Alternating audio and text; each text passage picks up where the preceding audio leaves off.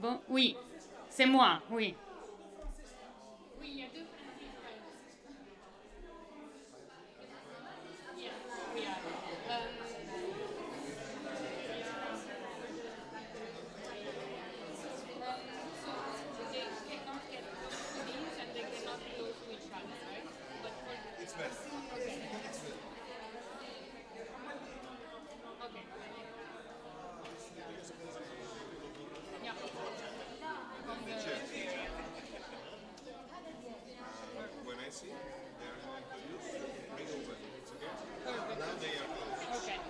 Okay, only this is all.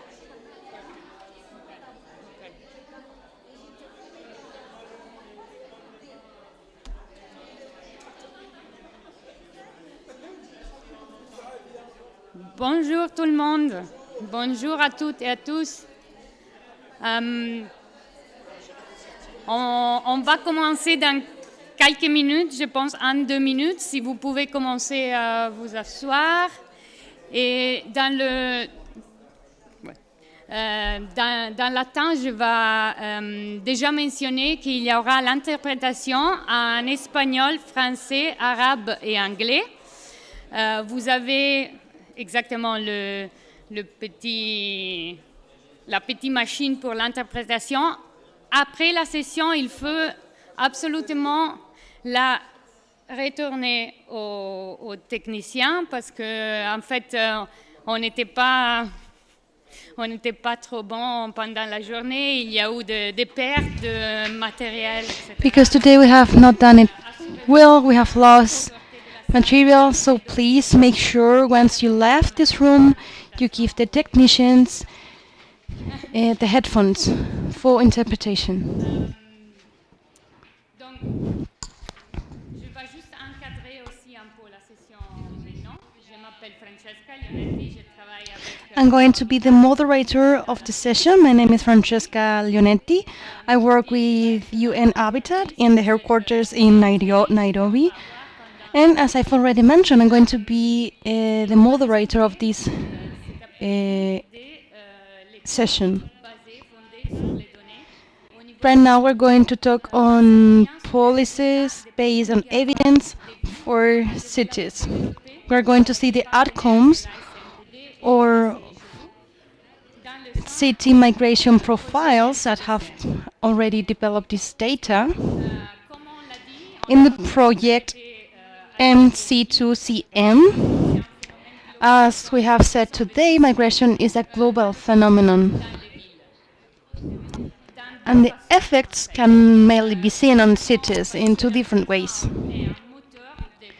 Firstly, because migration is a development driver for cities, and secondly, because migrants settle down in cities looking for a better life.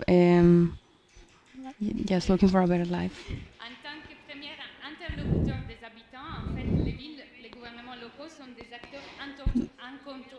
So the local governments are essential players to eliminate the obstacles for integration of migrants and also to make their participation in the local life easier.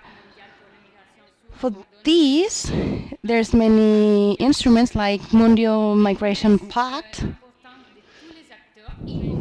It recognizes the importance of all the players, including the local authorities, preparing and applying compromises.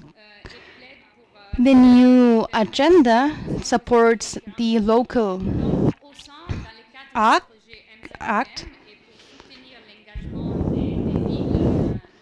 to support the commitment of the cities in the Mediterranean area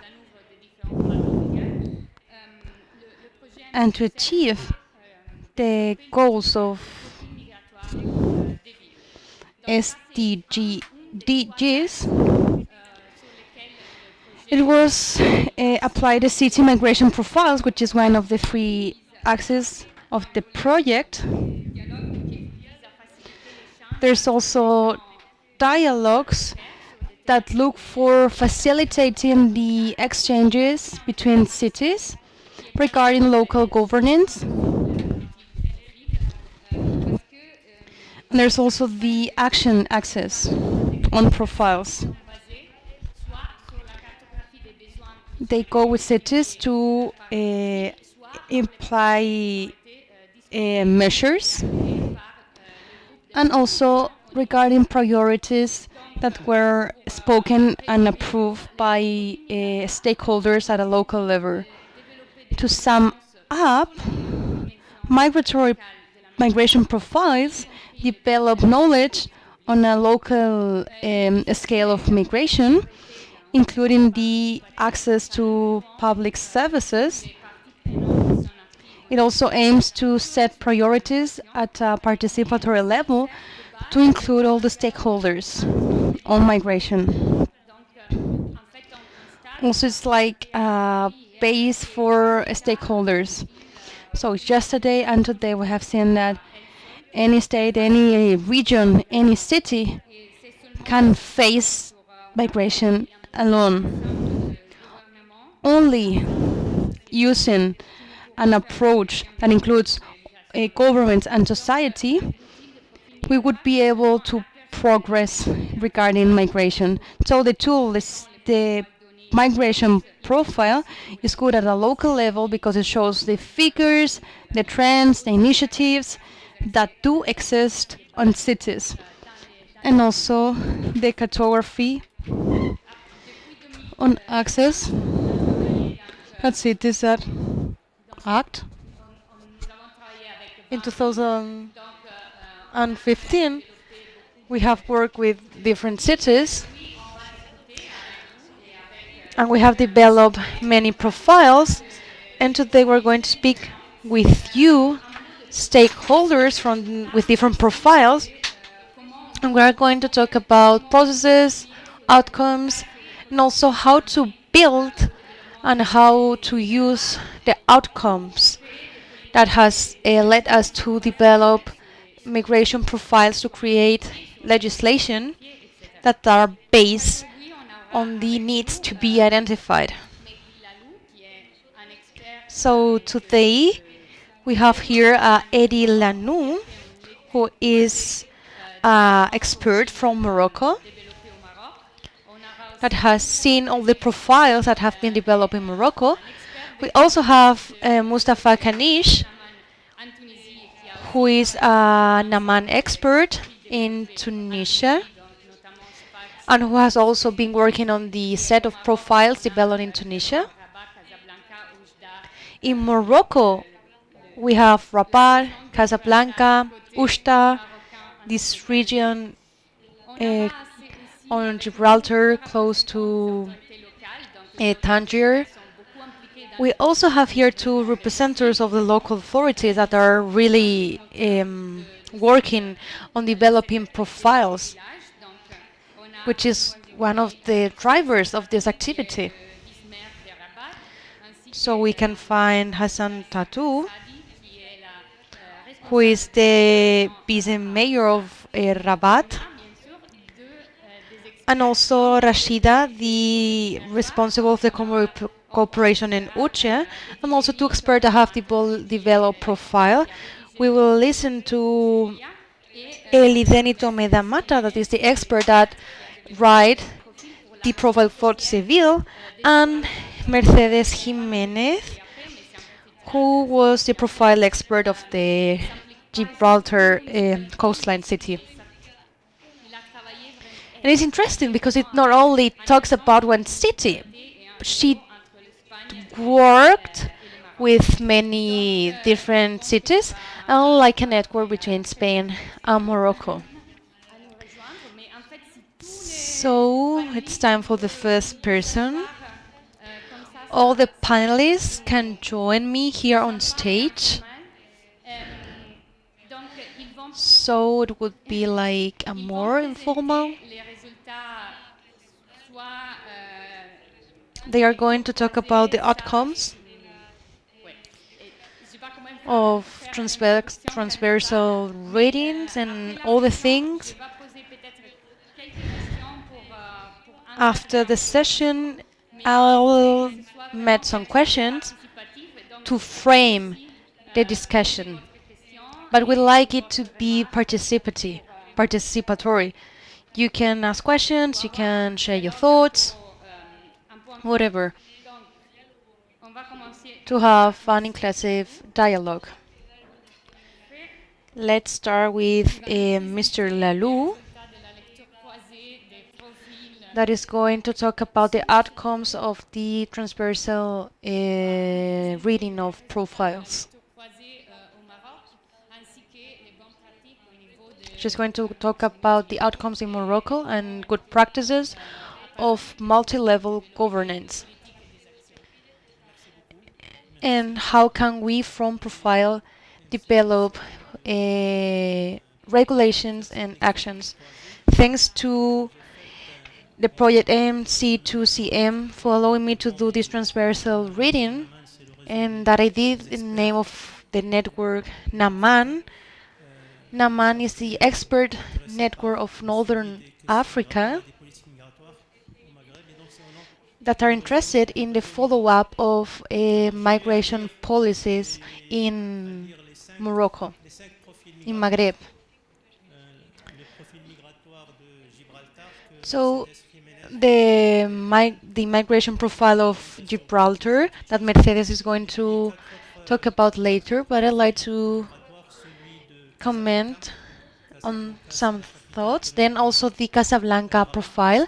Casablanca is economic capital city of Morocco, and Rabat is the administrative capital of Morocco, and Tangier, that is the city on the Gibraltar Strait, that historically was a transit city for migrants between Africa and Europe. When I say Africa, I mean countries from Maghreb and sub-Saharan Africa that goes till Sudan and the region of the Great Lakes. The fourth project is the Oujda, which is a border city between Morocco and Algeria. Before the diplomatic complication between Morocco and Algeria, it was the city where the 90% of migrants that came to Africa to reach Morocco and then go to Lilia and Nador, that are the two cities from northern Morocco. Then we have the Gibraltar region that goes to Nador, to that one. And there's small cities that are close to Ceuta and Melilla, that now they are like fortresses. Fortresses in the complete sense of the word,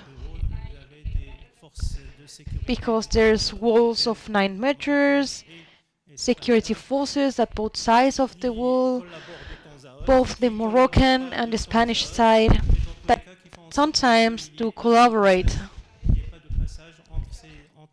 and that sometimes work to stop the trespassing between Morocco and Spanish.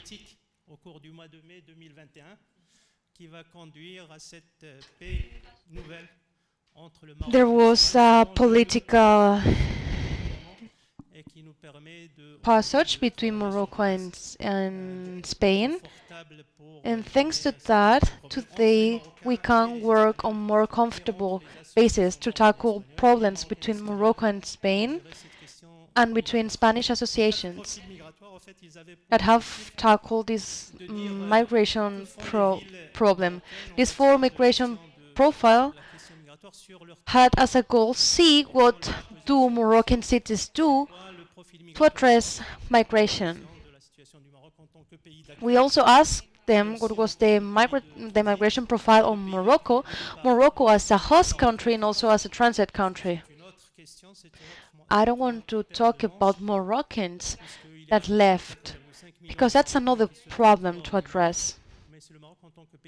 Because there's almost 4.5 million of Moroccans that have left the country. But now I want to talk of Morocco as a host country for other African countries, and then countries like Yemen, Afghanistan, Pakistan. For all the people that think that you can pass through Morocco and you cannot pass through other countries. So I was asked to do a migration profile of the city for these 5 different regions. And we were asked to do a migration profile of the city, what are the migrants of the city, what is the demographic structure and socioeconomic structure, and what are the host capacities of the cities. What does the city does to host these people and to accept these people?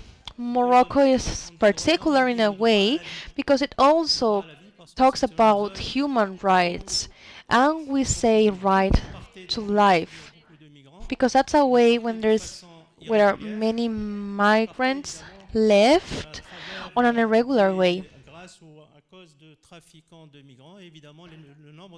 They left the city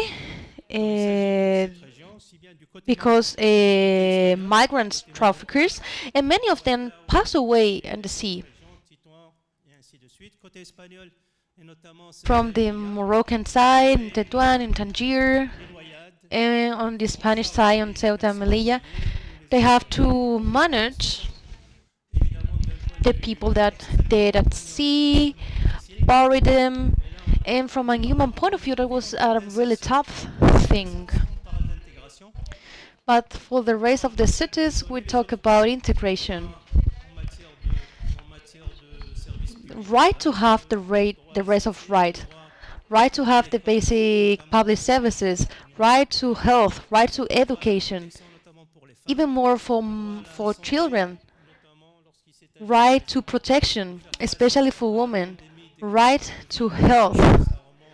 When we had to face the COVID-19 pandemics,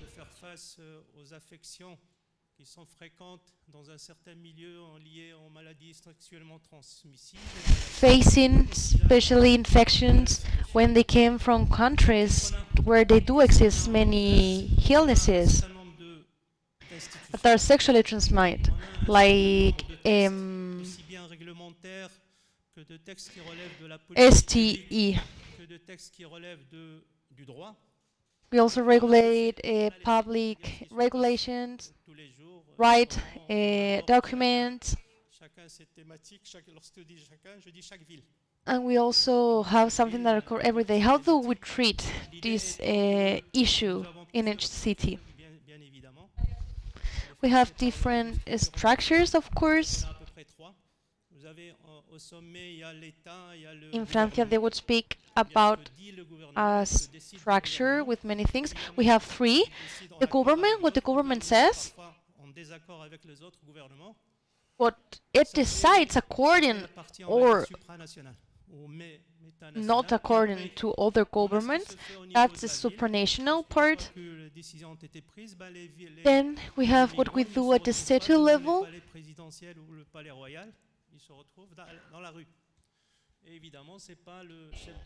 For migrants migrants are not on the palace. They are on the streets. It's not the president, the one who's going to integrate them, but the administration responsible and the responsible that have been elected. But in order to achieve this, we need regulations. We also need money. And also we need to want to do it. We should be committed to do it.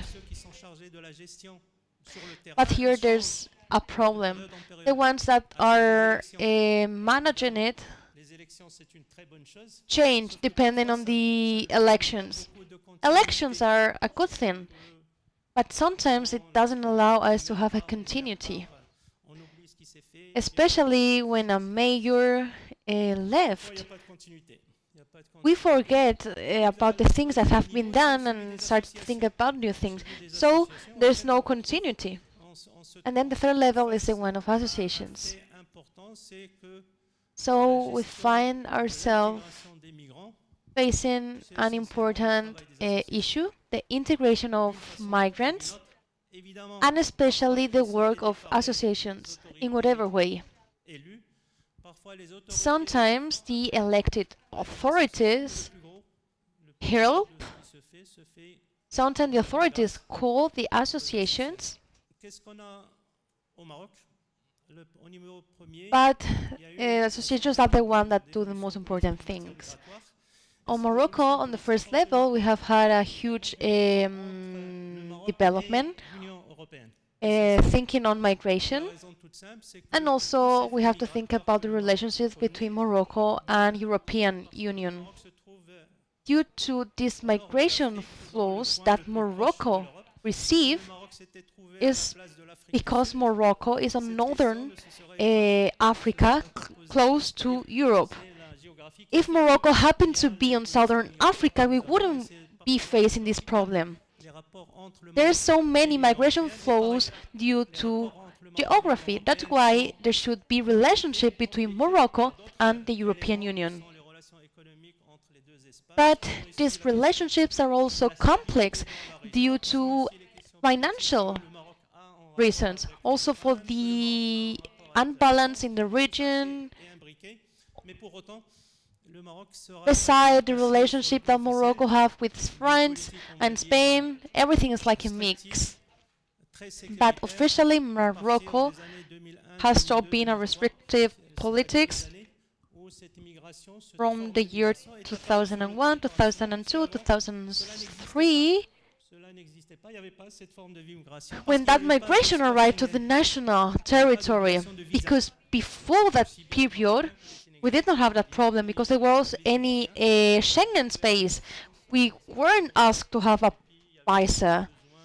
Neither Moroccan, neither Senegals, neither the ones from other countries. There weren't any restrictions. But once the restrictions arise, people couldn't take a plane or a boat, and they decided to use land, which means going through Morocco. The first law of Morocco, the law 0203, was very restrictive. It's like the Tunisian law of 2004. They are almost the same. This lasts till 2012, 2013. That was after the Arab Spring. And what do we see after the Arab Spring?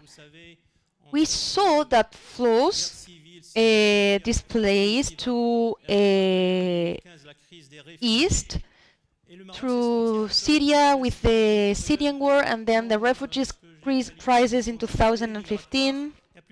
And at that moment, Morocco was at a state that I call migration peace. They also then moved to Libya, Tunis, Sicilia, Tunisia, I mean, and happened few things that affected Moroccans' image. So at this moment, we decide to change our migration policy, and from 2013, this migration policy has two important things. There were these massive operation regulations on the Moroccan territory. When I say irregular, it's because that's the administrative language. For me, there's any irregular migrant. In Morocco, we don't speak about illegal migrants. Not yet, actually. But the regulation of almost 2015 65,000 of people from 2014 and 2015, we have problems in the city councils. We had an integration policy for migration and asylum. That one of the proposals, more advanced ones that have been in Africa. It talks about integration for employment, for education, for the opening the access to healthcare for migrants. Sometimes we say regular migrants. So it was something very important in relationship with regulation relationships. That was something really important. Then Morocco has been one of the countries that has signed the Worldwide Pact on Safety Migrations. The Moroccan state let city councils act on a calm level. But of course, Morocco is not Spain. Morocco is not Europe. And the average incomes of Moroccan people,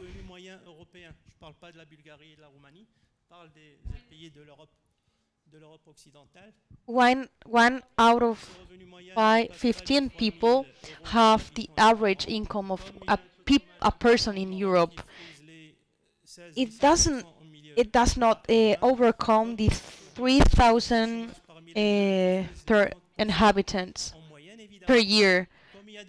And there's 30% of unemployment among young people.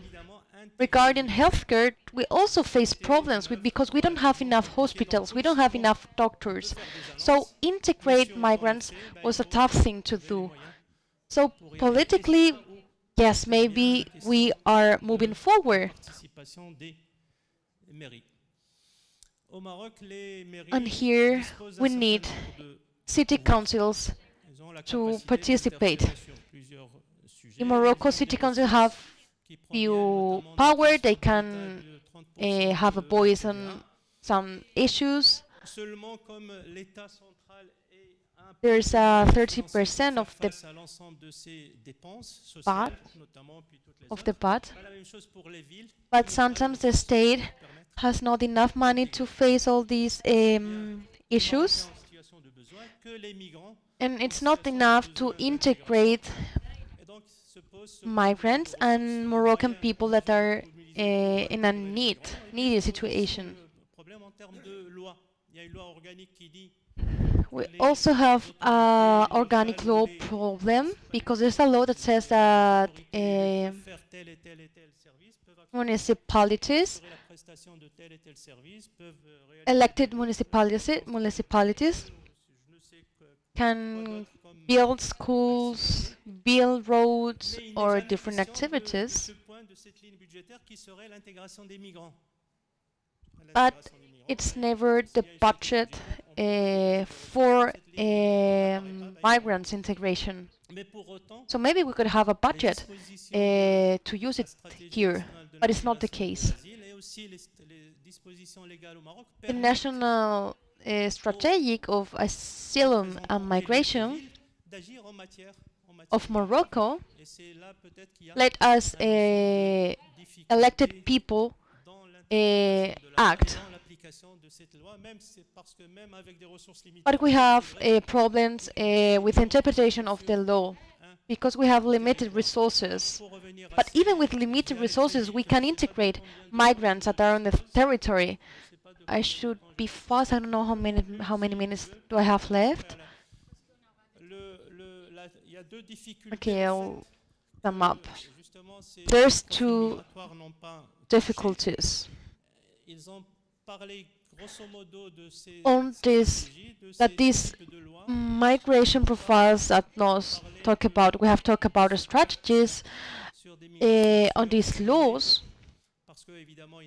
but not on that safety migration pact, because this pact was not included on the government's reflection. And they have not explained what is this asylum and migration strategy.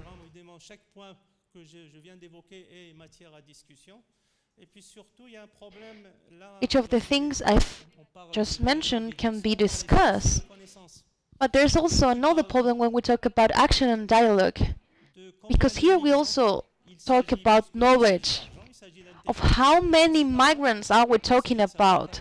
Because if we're talking about money and integration, we also have to know who are we talking to. We need to know the resources we need to mobilize. Unfortunately, the figures we had didn't let us know these things.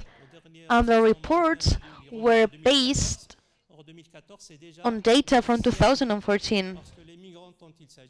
And that year is a long time ago, because migrants that have just arrived a few months or weeks ago, we don't know them.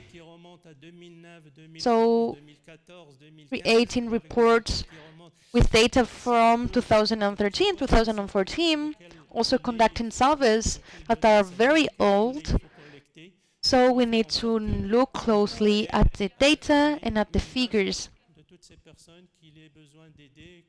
and adapt them to current times to have a real image of these people we need to help. Maybe later I can go back to this. Here there's a report. You can have it if you want, but each of the things I have mentioned deserves a long conversation. Thank you very much.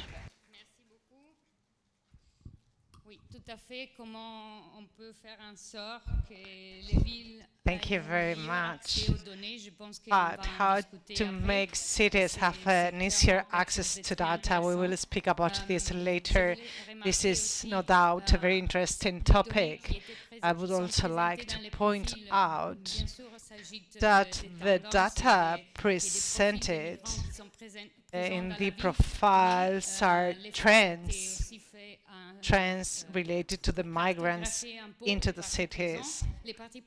And these are also necessary to have a mapping of the interested parties in the city and of the available services for citizens and migrants. There is no doubt that we will speak about this in this session, but I just wanted to point out these three goals, which include stakeholders and available services. This is one of the main tiers of this work. Now that we have a context of the situation in Morocco, I'm going to pass the floor to the deputy mayor of Rabat, who's going to share with us the experience of his city council in the participation of this, to create this profile, to see how the profiling helps to tackle situations, what they have been able to build based on the existing results, so that the City Council, together with the stakeholders, can move on in this regard. Thank you.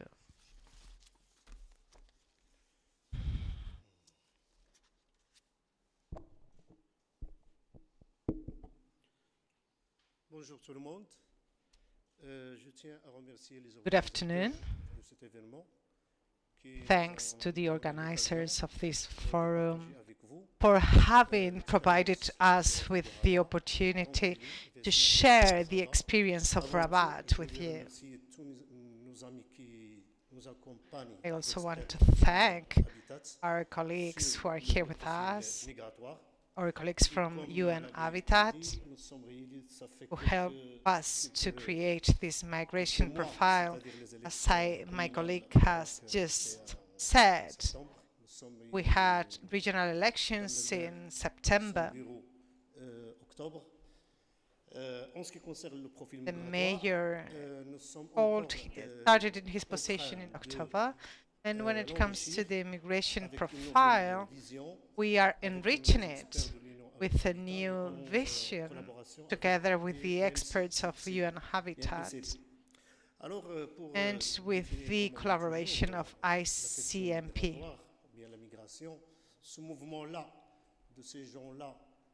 Prior to defining migration, we need to consider that this movement changes between different cities and territories and countries. It changes due to social reasons, political reasons, due to wars, due to climate reasons.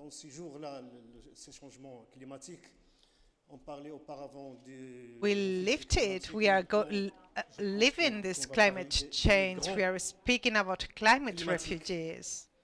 But we should be also speaking about climate migrants. The issue is that the profiles elaborated by our governments are they going to be able to respond to the situation of migration? Often, the public policies of countries cannot be efficient if they are not implemented throughout the country. And here we are speaking about territorial policies.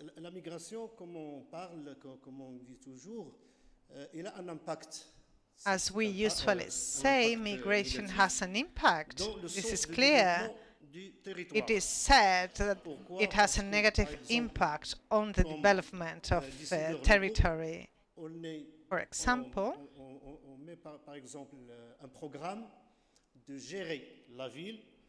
we may implement a program to manage a city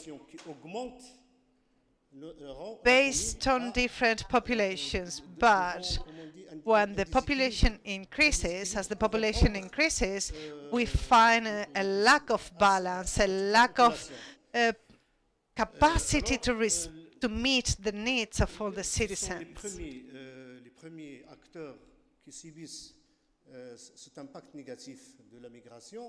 The first people who suffer the negative impacts of migrations are territorial authorities. We have the 0203 law on migration, and we also have the Human Rights Convention. The Constitution for year 2011 provided territorial authorities with many competencies on migration. For the first time, this Moroccan constitution devoted a whole section with 10 articles to territorial authorities, from Article 135 to Article 146. There is also an organic law, 1314 law, which establishes the role of these territorial authorities. In the past, these competencies were only governed by an ordinary law, and now we have an organic law,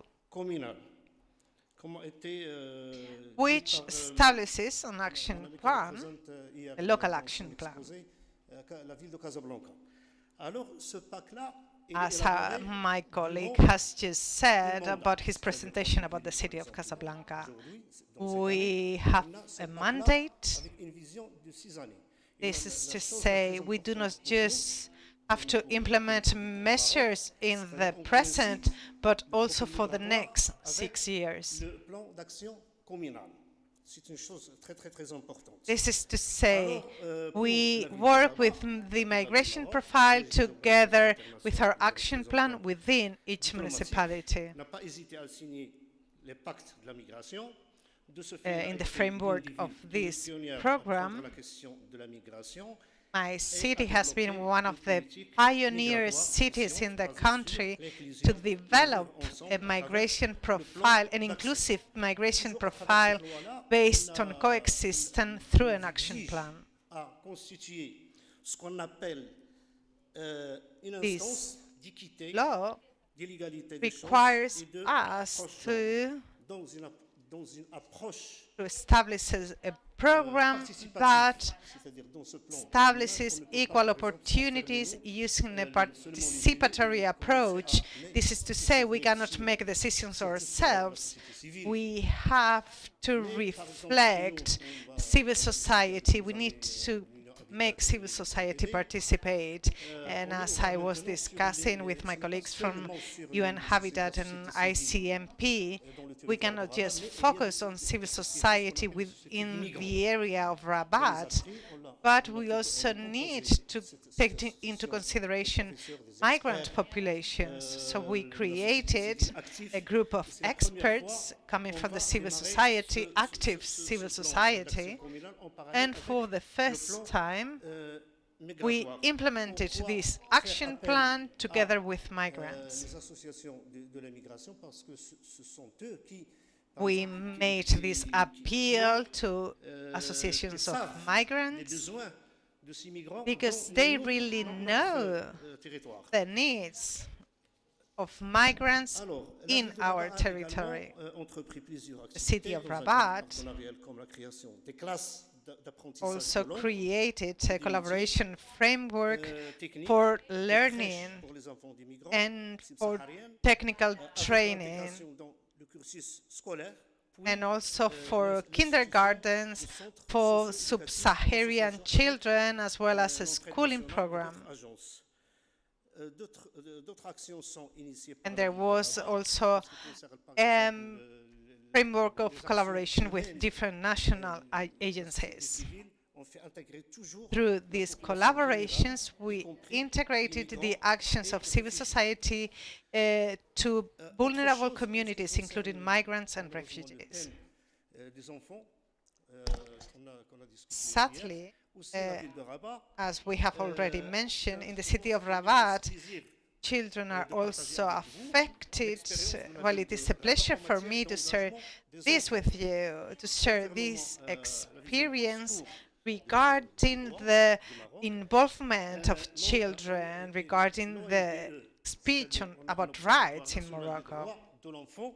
We have a National Observatory for Children's Rights. In 2018, we launched a Pan-African Union, which held its 8th Congress in Marrakesh in 2018 in order to meet the needs of street children, children who were on the street.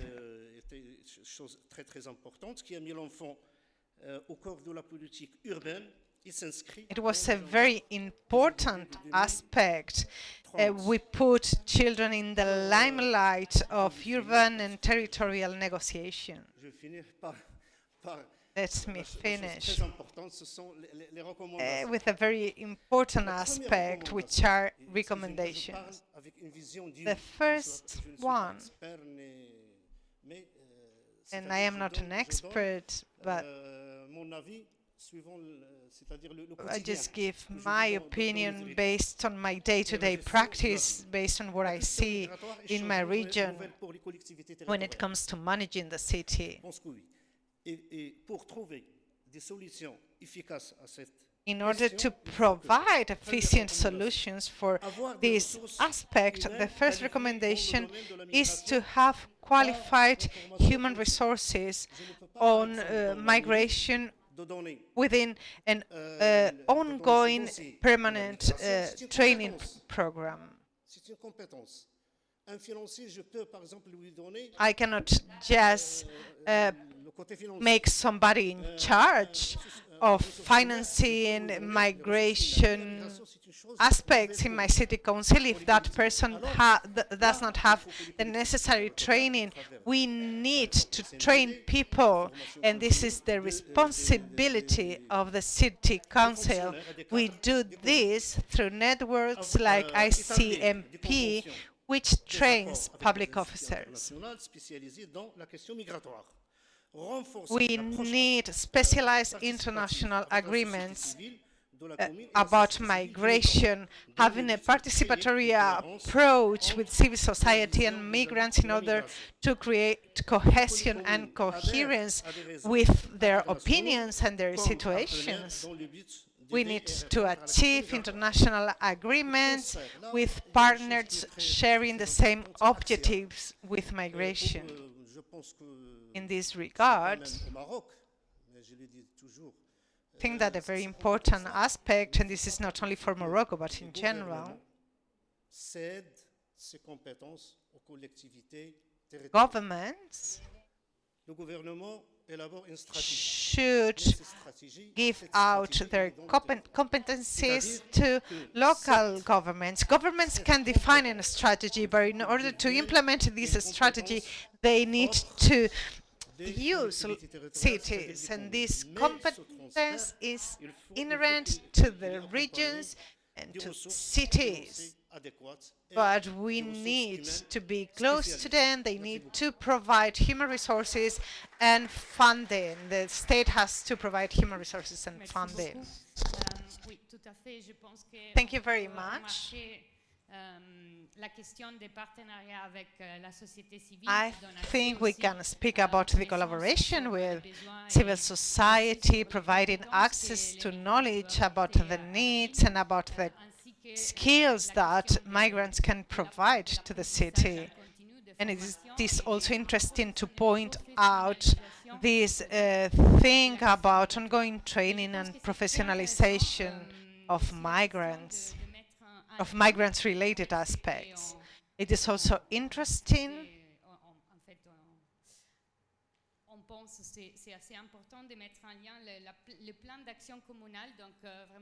to associate the action plan, the local action plan, the urban development plans with the management of migration, because migration is a driving force for growth, for the growth of cities. So we have to be able to manage these two factors together. This is one of the tasks that cities have historically managed.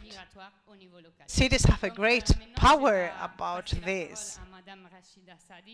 Now I'm going to pass the floor to Rachida Saadi, head of the Cooperation and External Relations of the city of Oujda.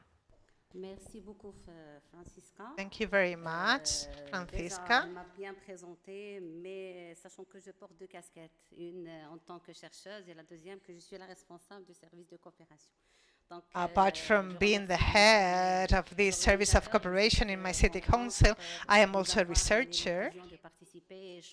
And I speak as a researcher about my experience. I want to thank the organizers for having provided me the opportunity to participate in this forum. It is a pleasure to be here to share the stage with all of these representatives.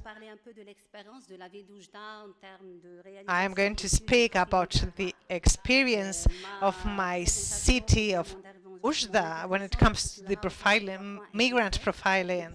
I'm going to speak about 3 points. In the first place, I'm going to provide you with a context about my city. Secondly, I will speak about the context of the region. And finally, I will speak about the migrant profile. When it comes to the general context, the main role of local authorities when it comes to migration management, it is something quite innovative, but it is very necessary to point out how important they are, how important these governments are. When it comes to migration, because since the 2015 agenda was implemented, local governments have been playing this important role.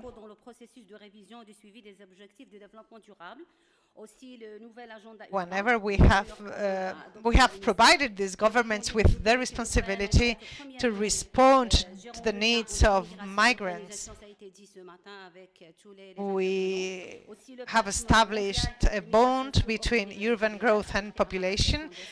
The Global Pact on Safe Migration, adopted in Marrakesh in December 2018, establishes the responsibility of local governments when it comes to migration,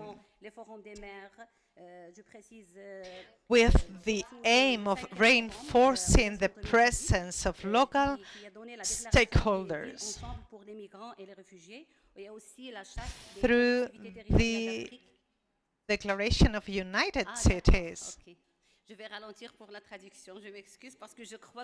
I'm going to try to speak slower because I am being interpreted and I thought everybody could understand French, but this is not the case.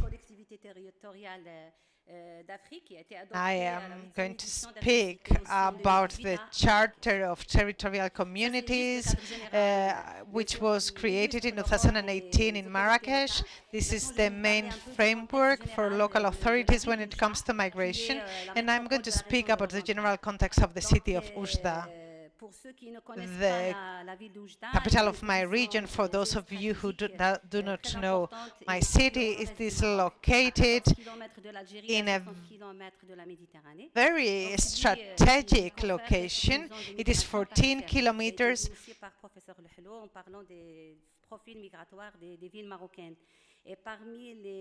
away from Algeria,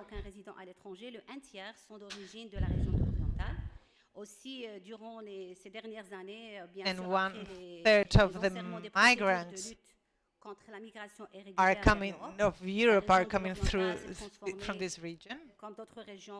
Since then, the western region of Morocco has changed a lot. We are not a transit area anymore, but a destiny area. There are many migrants from Syria and from other origins. We have two regularization operations implemented in 2014 and 2016. The result is that 10%. The result was that 10% of displacements within our country happened in the western region.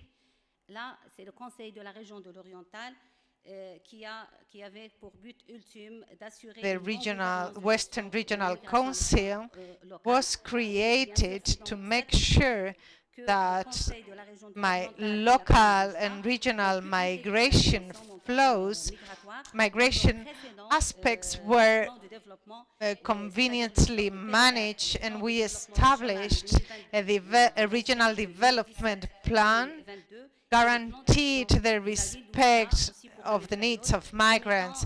We also generated an action plan in Oujda, which established a pilot experience at a national scale, always considering decentralized cooperation in order to create international cooperation too, with the aim of generating international cooperation.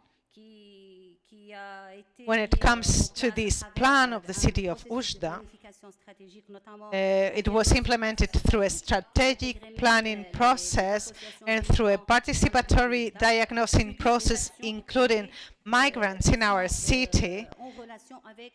Using it, through it, we conducted activities and practices such as training, institutionalization, and for different forums. Our main action is to study the migrant profile. The second project was to host and orientate migrants, and the third project was to implement a coordination structure between the different stakeholders within migration in the city of Oujda.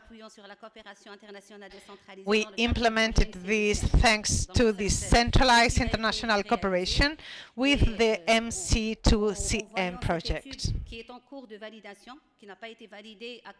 This study, which is now on the process of being validated, it has not been validated due to changes related to electoral processes over the past months, but anyway, it is based on this project, and it has been established thanks to the good national framework and thanks to the local framework.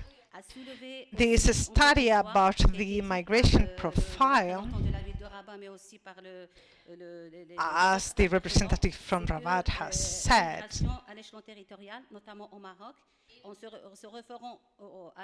this profile provided the result that, thanks to the organic law 1314, there is a limitation of the action plan of local authorities when it comes to migration.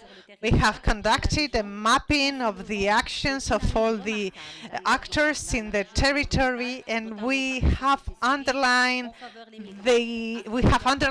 the dynamics of civil society in favor of migrants to allow them access to their basic rights, especially when it comes to education, health, training, and other basic services. I do not have much more time to speak about all the actions in detail, but if we conduct a mapping of this, we conducted a mapping of this action. There's also a study conducted by a local expert. He knows very well the context of the region. So if you have questions, he may be able to answer to your questions better, because I am just the communicator of this study, but this person knows the study better than I do. This study was focused on the access of migrants to basic rights,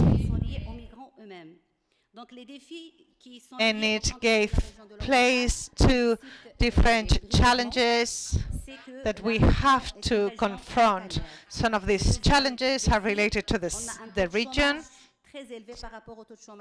It is a region in the border. It is also a region where there is a high rate of unemployment of about 20%.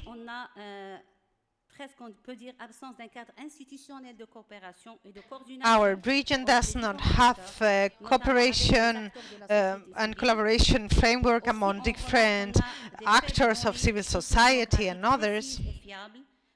We also have a lack of reliable data about migration, specifically when it comes to irregular migrants. There is also a lack of mechanism for communication and awareness raising in favor of institutions, migrant-related institutions and migration. When it comes to other challenges, we have difficulties to reach our target population, the targeted beneficiaries of housing and other aspects. There is a lack of access for the competencies of people, and there is a lack of international cooperation. There are other difficulties linked to migrants themselves. First, there is a difference about how the difference between their perception of the region. Some of them deem they are in a transit, and some of them they deem it as a destiny region. So we do not know whether they want to stay there or if they want to travel farther away. And this is an issue related to migrants which hampers their integration. And there is also their social and economic vulnerability, because most of these migrants live in very poor situations, and there is also the language barrier, the cultural barrier. These are challenges that have always been existing for integration. There are also identification difficulties when it comes to the administrative procedures to have access to services. This is of great difficulty to have access to employment, because if you want to have access to employment, you need to be authorized, and it is very difficult to be authorized if you do not have the documents. So this hampers access to jobs and services. There is also a lack of a structure of migrants in this region and all over Morocco, but especially in the region of Oujda.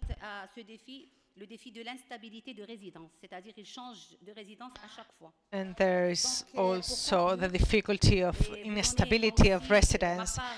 To end, I would like to share a recommendation. The province of Oujda is implementing a new measure. Now we are in this participatory diagnostic phase within this measure, which will be presented to the Migration Council through a reflection platform in the city of Oujda. This study gathers many details. Even if they are not updated, this would be an opportunity to update this information. This study will be conducted, including all stakeholders, all associations, migrant associations, civil society, local authorities, and so on. Migration at a local, when it comes to migration at a local scale, we need reliable data to continue to base our work so that local authorities can implement satisfactory measures. This is all done through positive narrative with fighting against rumors. It is also necessary to continue conducting scientific research about local migration, because this input, whenever we speak about human resources at a local scale, we need this input. It is essential. We need to involve all actors who may be useful and who may help us to gather this data. And our goal should always be to establish a local migration strategy based on the national migration strategy. We need to implement governance with many actors, always through cooperation, collaboration, and coordination among all stakeholders, horizontally and vertically, public, private actors, civil society, academia, in order to establish an agreement with migrants and with the hosting society.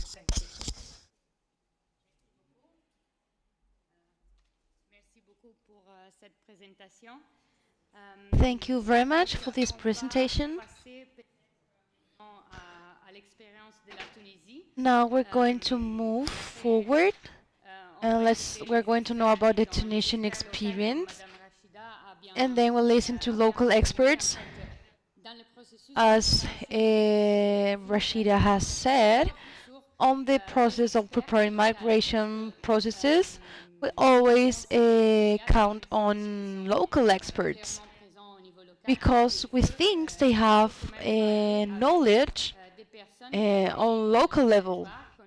But we have to work with people that know the territory, the networks, the associations, and the agents that are actually in the territory.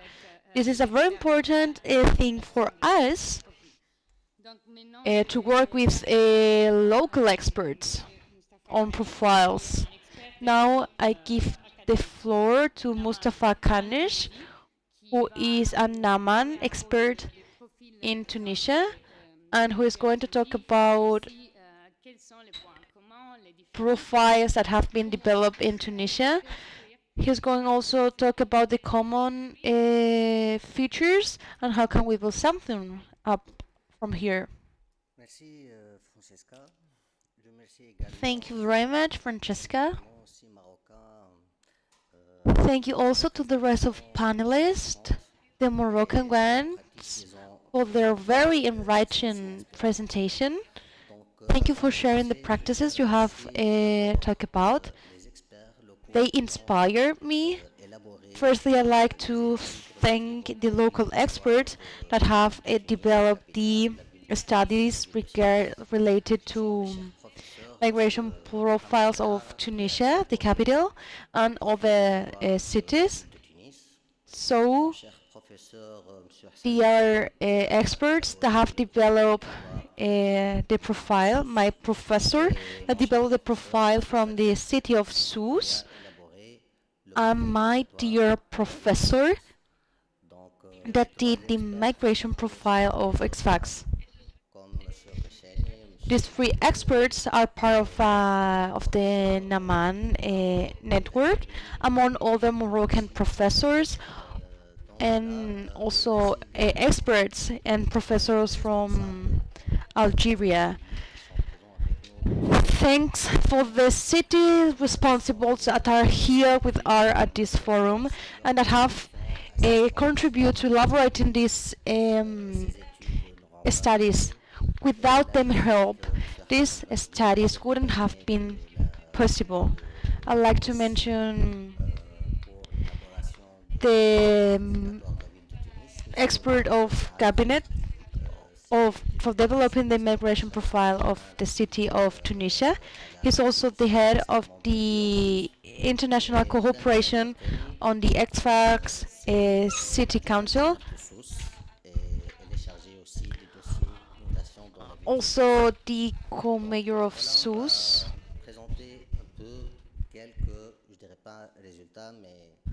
We are going to present, well, I don't want to say outcomes, but I'd like to say some figures on the profiles that have been made.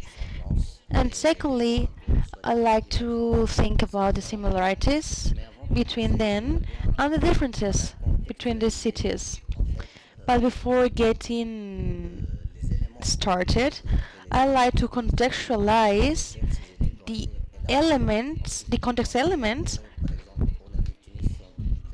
that were used to elaborate these studies. For the city of Tunisia was for the year 2017 and 2018.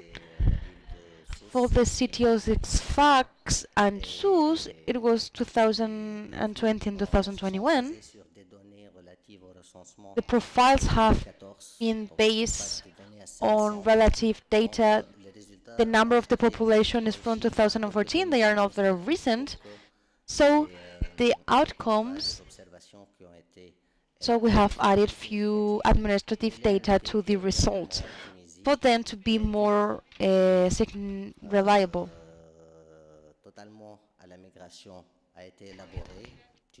In Tunisia, the study dedicated to migration was made by Statistics in Tunisia and the International Observatory on Migration of Tunisia. They are really integrated and that they contribute to the elaboration of the Tunisian report.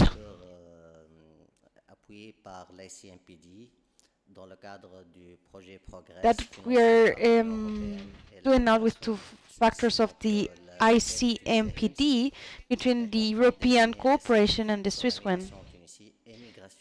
It's made from recent immigration data on Tunisia and also the immigration taking into account 4 different axes. The migrants are left, the migrants are arrived, and migration in Tunisia. So this study was published in December 2021, and in the frame of the NAMAN network, we start with international agents. We started to use this data.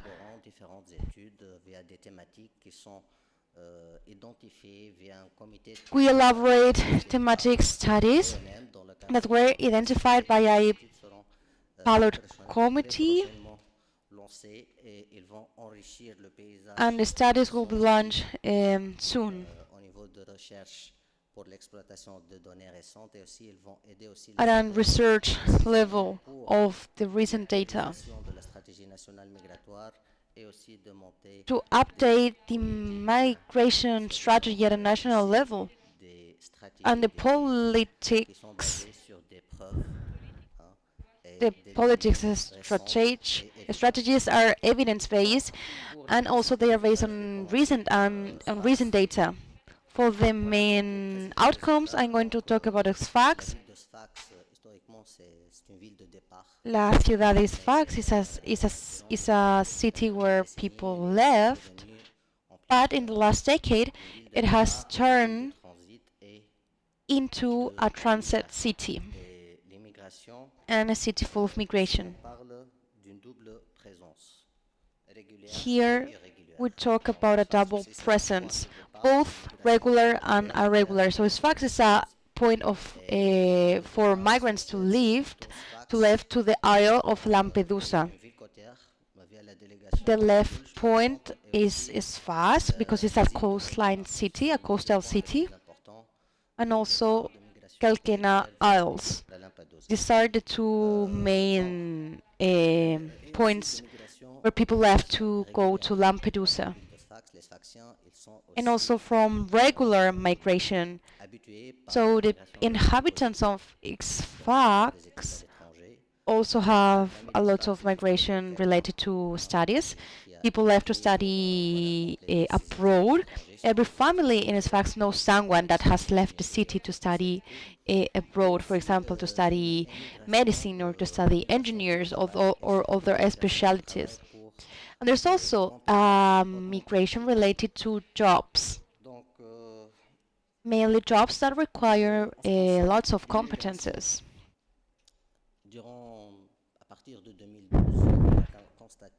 So from 2012, in migration context, we realized that there were some migration waves, especially from Sub-Sahara, South Sahara, and Sfax was part of these cities, and the number of migrants increased in a huge level.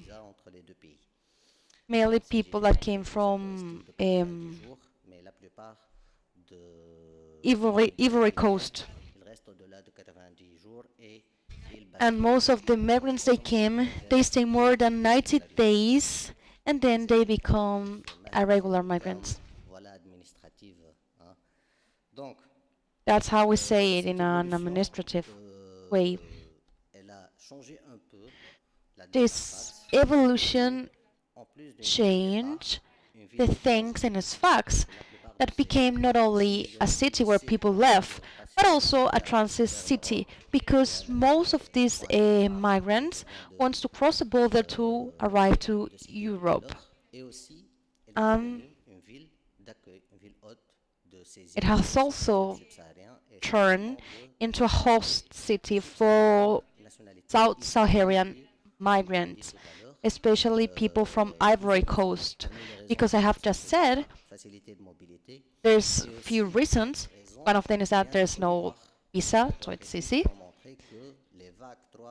And there's also other studies that have reported that the three migration waves were occurring due to insecurity reasons in Ivory Coast, and also due to problems related to legislation things in 2015.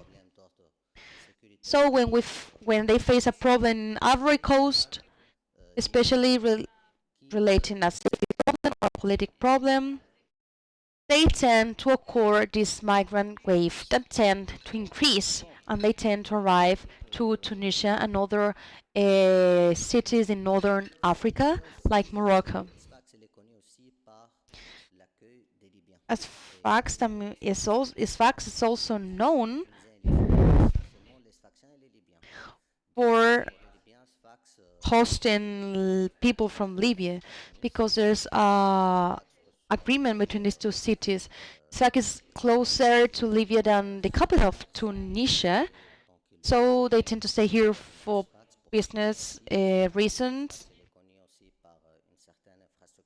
They also go to Sfax to be healed because the infrastructures were greater.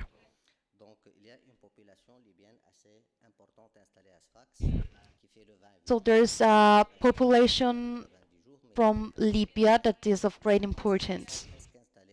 They stayed not more than 90 days, but they go back and they return. And it happened especially after the revolution in Libya, because there were hundreds of thousands of people from Libya that live in Sfax, Tunisia, and yes, there's also another nationalities like people from Eritrea and Somalia and people from Cameroon that are migrants that represents an important part of migrant people in Sfax. Besides regular migration to Sfax, there's migrants that have that are students. In Sfax, we have a student campus, so there's many students that came to the city thanks to scholarships or thanks to bilateral conventions between other African countries. And we have seen with the increase on the number of private universities that these universities, the private ones, attract students to Sfax. So there's many students that are foreigners in these universities of Sfax. This number has increased in the last years. These are a few factors that have been Sfax to be a host city and a transit city. Now we go to Sousse, the profile to Sousse. They share lots of similarities with Sfax, but Sousse is a city that is mainly a host city. There's immigration and emigration also. We have seen that there's many migrants that came from the South Saharan part of Africa, and also there's migrants in a European community. Sousse is a touristic city, is an attractive one.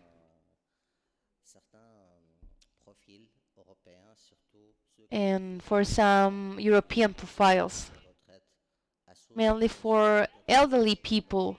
There's people that is already retired and came to Sousse to live or to other cities in Tunisia like Gerba.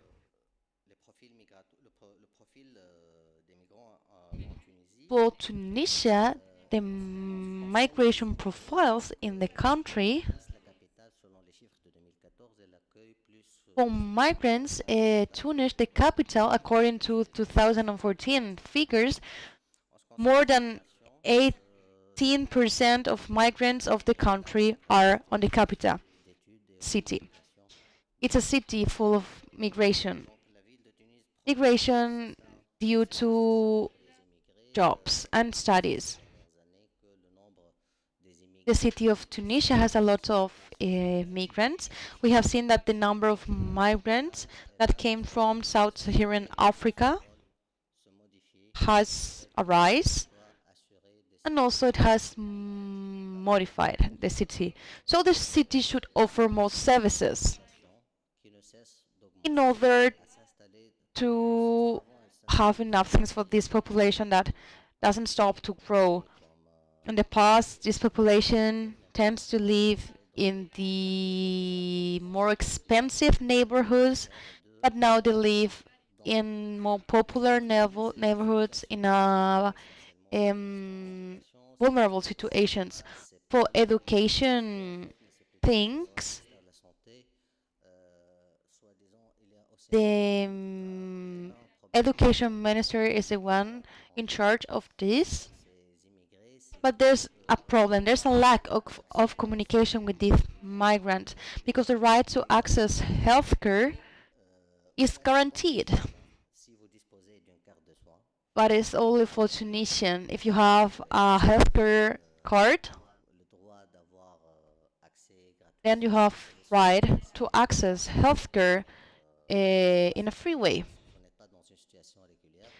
Otherwise, if you are in an irregular situation, you have access to healthcare, but you have to pay for it. Now I'm going to focus on differences. Well, we'll say obstacles that migrants in Tunisia face, especially the migration governance at a local level.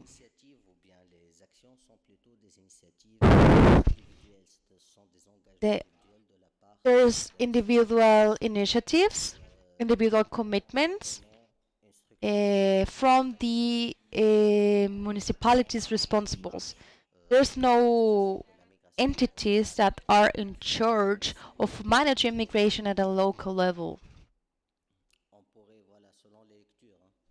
Although in local collectivities we can see things at a legal level, it is not clear what do municipalities do regarding this issue. There's also a lack of a representative at the national level that is in charge of migration. So everything is more difficult. They are just individual actions in relationship, in cooperation with associations and the municipality responsible, especially during the pandemics. There's also a huge involved in the city, and there's also a problem regarding migrants in terms of accessing employment, because there's a priority for giving employment to national events. And for a migrant to have the necessary documentation, it has to have first a job. If a Tunisian person does not have this job, he wouldn't have the papers. So there's a problem. In 99% of the cases, you cannot have a job permission. For example, in the industry sector, for the opportunities, the migrants that are in Tunisia in an illegal way, they are a labor that is asked, that is required, especially in the domestic work and also in industrial sectors and also in agricultural sector. In private universities, they are enhancing their services to attract more and more students from South Sahara. And those students can have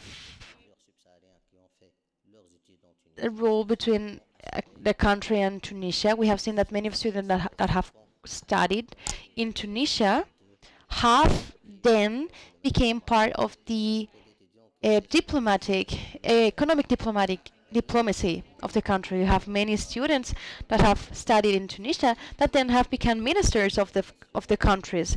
We have also realized that even more the relationship on an economic level, especially in this opening from Tunisia to Africa, are made through these people that were in Tunisia and now have come back to the country but have still maintained the relationship with someone in Tunisia.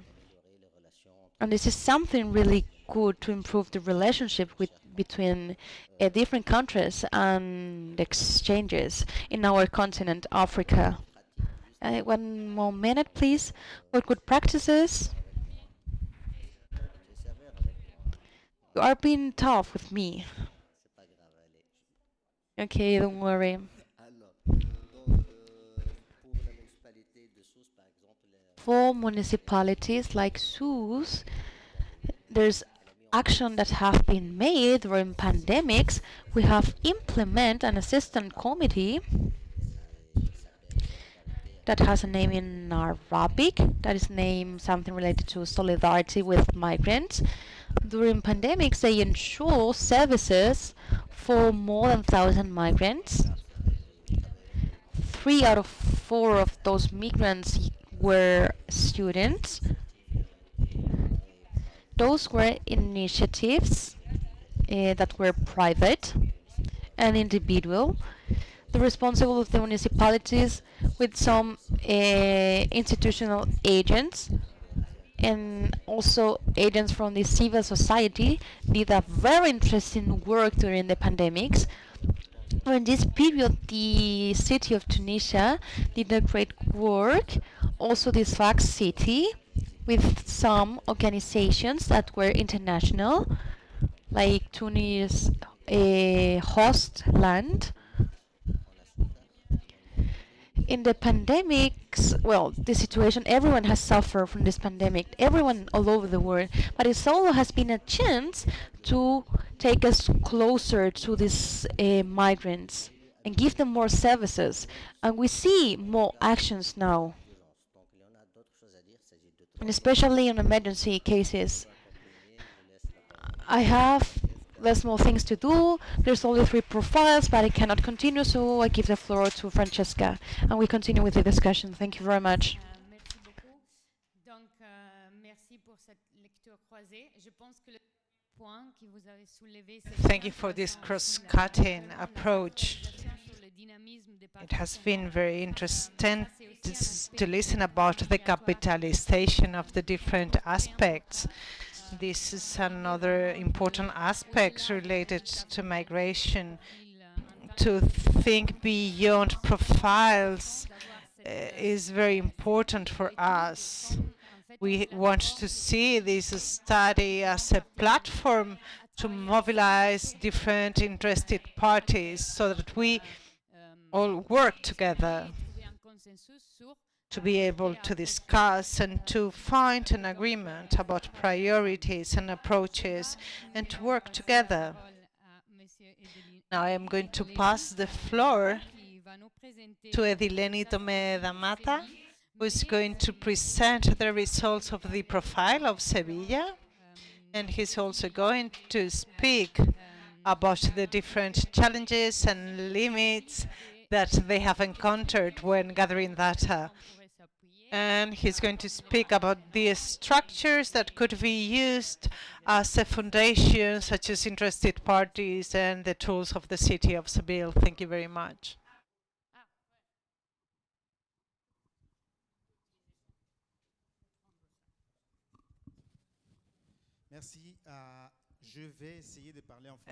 Thank you. I'm going to try to speak in French, which is a working language which I do not use a lot. I studied in Oujda and in Rabat in Morocco,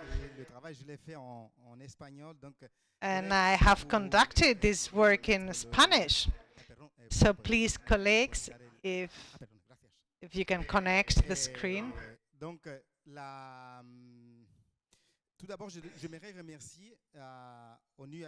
First, I would like to thank to all the organizers of this event, to my colleagues Julia and Francesca, because of their support to create this profile. Without their support, things would have been really difficult. I would also like to thank NGOs which have participated in this work. And we have done this during the pandemic. There has been the collaboration of different colleagues, and it has been really important. I also want to thank these colleagues who participated. I also thank all the people here, people coming from Oujda is the city where I learned many things, and in Rabat I also learned French. It is really good to be surrounded by people coming from these cities. Mehdi, I have known Mehdi for 16 years, and we have met here. And there is also my colleague Mercedes. It is fantastic to be here with you. We have conducted the work in 2020, the methodology. I'm going to try to share the methodology used with you. We are trying to respond to 3 questions. We have used methodology to try to create a profile about Seville. I will try to be brief so that we have time for discussion and to share comments.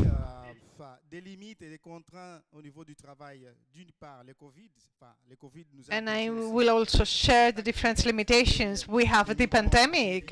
The pandemic hampered our direct contact with migrants in Seville.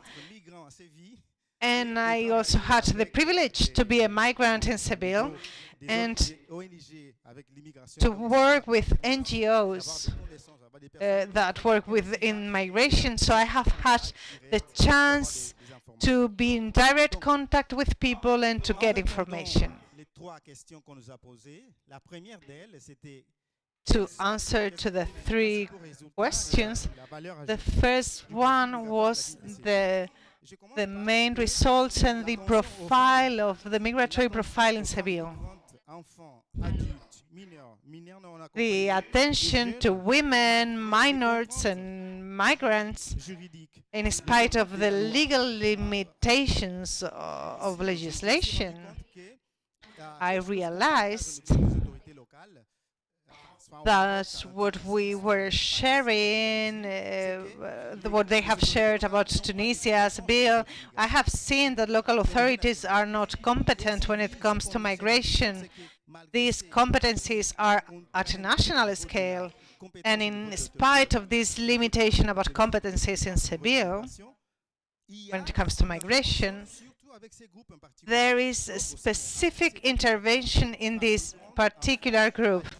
Female migrants, children, young adults and unaccompanied minors. There is also the need to meet the financial needs of migrants through NGOs. We have checked that legislation does not allow to provide resources to irregular migrants.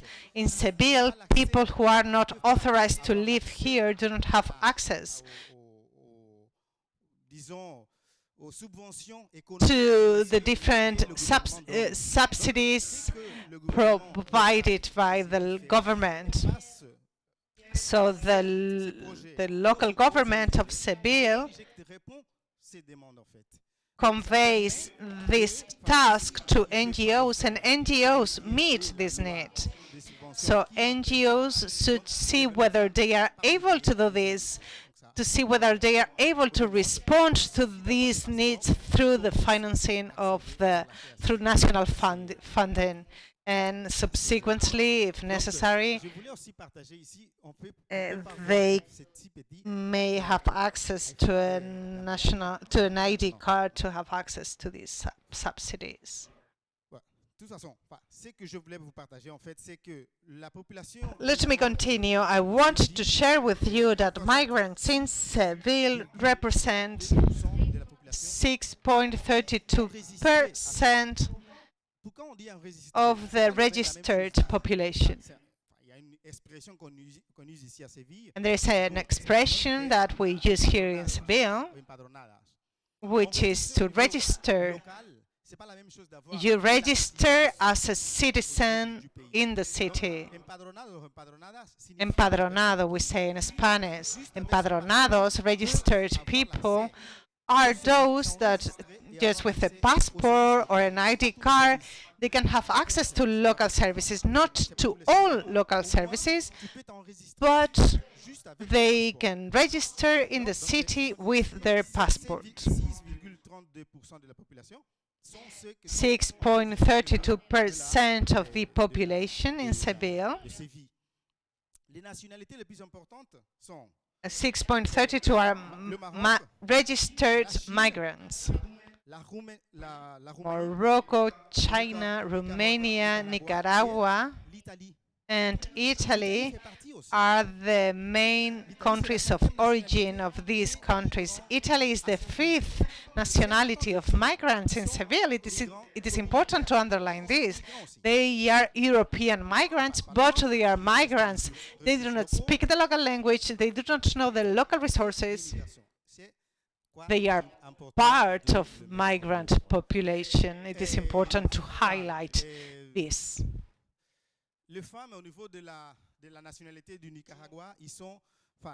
When it comes to the origin of women, women from Nicaragua, I will provide you with this work so that you can have a look at specific details. Anyway, you can see the different neighborhoods, the level of discrimination in different neighborhoods, the rate of migration in different neighborhoods, the rates of migrants from Europe and from outside Europe. Migrants from Nicaragua are mainly women. Which are the main needs of these migrants, and how do we meet these needs? We need to point out several aspects. First of all, Romanian gypsies. We have Romanians in Seville, but there are also Romanian gypsies, and gypsies are considered Romani gypsies are considered a population by themselves. They have needs considered by the NGOs.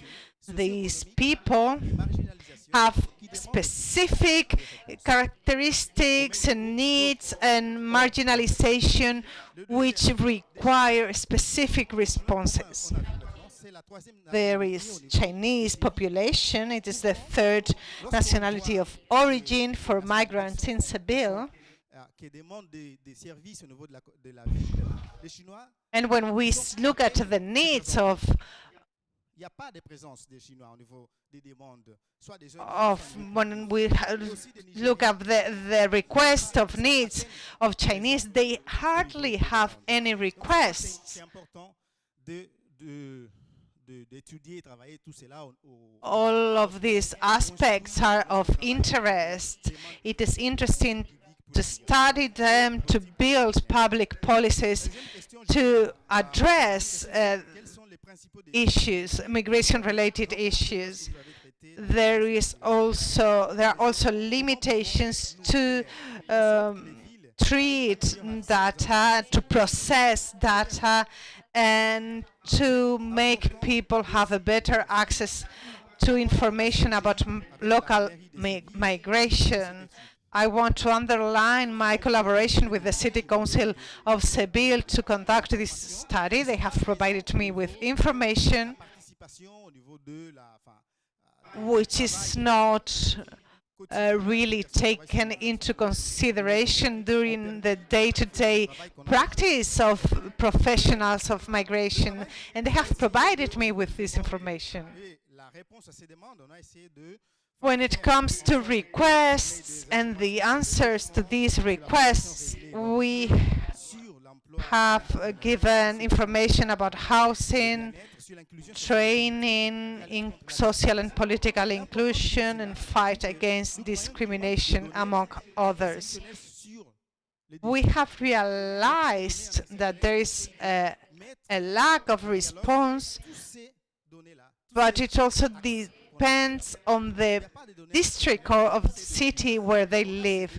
We do not have intersectional data. We have a need, a language need, an education need, a health need, and there are nationalities and there are districts. And these are the criteria that we have used to see how needs are being met. So we do not have intersectional data, and we do need this information. So what we propose, and we have said it in the report, is to have a form to establish these profiles and to get to know the level of interaction of the activities organized at a public and private level. What do I mean by interaction activities?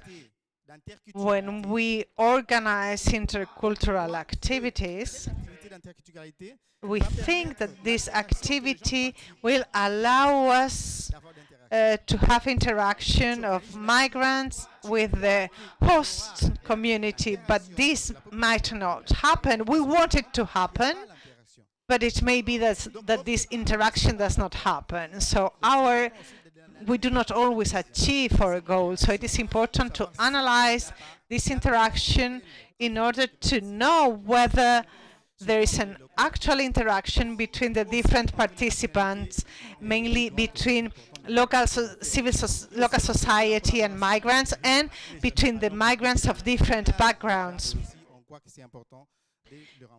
And also regarding the collaboration between the City Council and public and private institutions, we need to reinforce this collaboration. I would like to finish with this message. I'm not from Cameroon, but sometimes there is this Cameroon accent that I have because I lived in Morocco with 23 different people from 23 different nationalities. So sometimes I have some accents from Cameroon. And I also have a good Senegalese accent. The final question that I would like to answer is that we have identified good practices for the provision of services to migrants, which could be replicated in other cities. For example, the registration in the city as a way to guarantee local citizenship and to guarantee the provision of basic services to the newcomers. The first aspect is related to the fact that the city of Seville meets the financial needs of migrants, even if the law does not allow it. This is a good practice. Legislation does not allow subsidies provided from the local government to the migrant population. So the local government uses NGOs, or they request passports to people who may register. They find the ways to meet the needs of this population. And there is a particular aspect in this regard which consists in the neighborhood card. This is a method that Seville is trying to implement. This neighborhood card, it allows to acknowledge the person as part of the society, independently of their administrative situation. They may be regular or irregular migrants. We speak about regular and irregular migrants in Spain.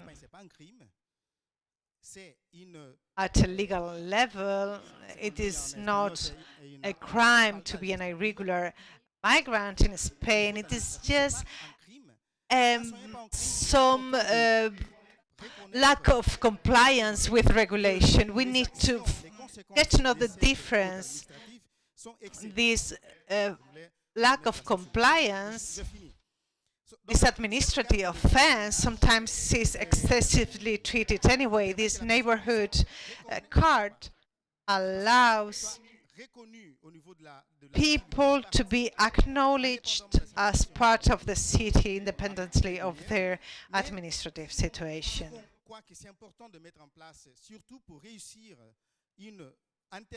But it is important to implement it, especially to give greater access for migrants to the labor market. It is important to establish a dialogue between migration legislation at the national level and the local legislation with this neighborhood card, because the national legislation is going to request this card, and this card is going to allow people to have a resource to have access to an employment. And this is all I wanted to say. Thank you very much. Okay, it has basically answered to the questions we had in mind. Maybe you have more questions? But before answering them, we are going to give the floor to our next panelists. Just going to answer the question, how can we make cities have reliable data to construct the migratory regulations and create regulations based on this data? Now I'll give the floor to Mercedes Jiménez. She has worked on the migration profile of Gibraltar, a really special profile, by the way.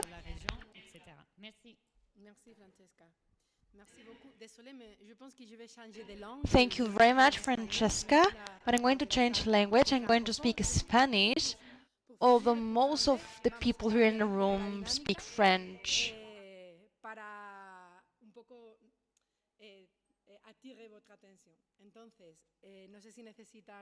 I don't know if you need interpretation for this.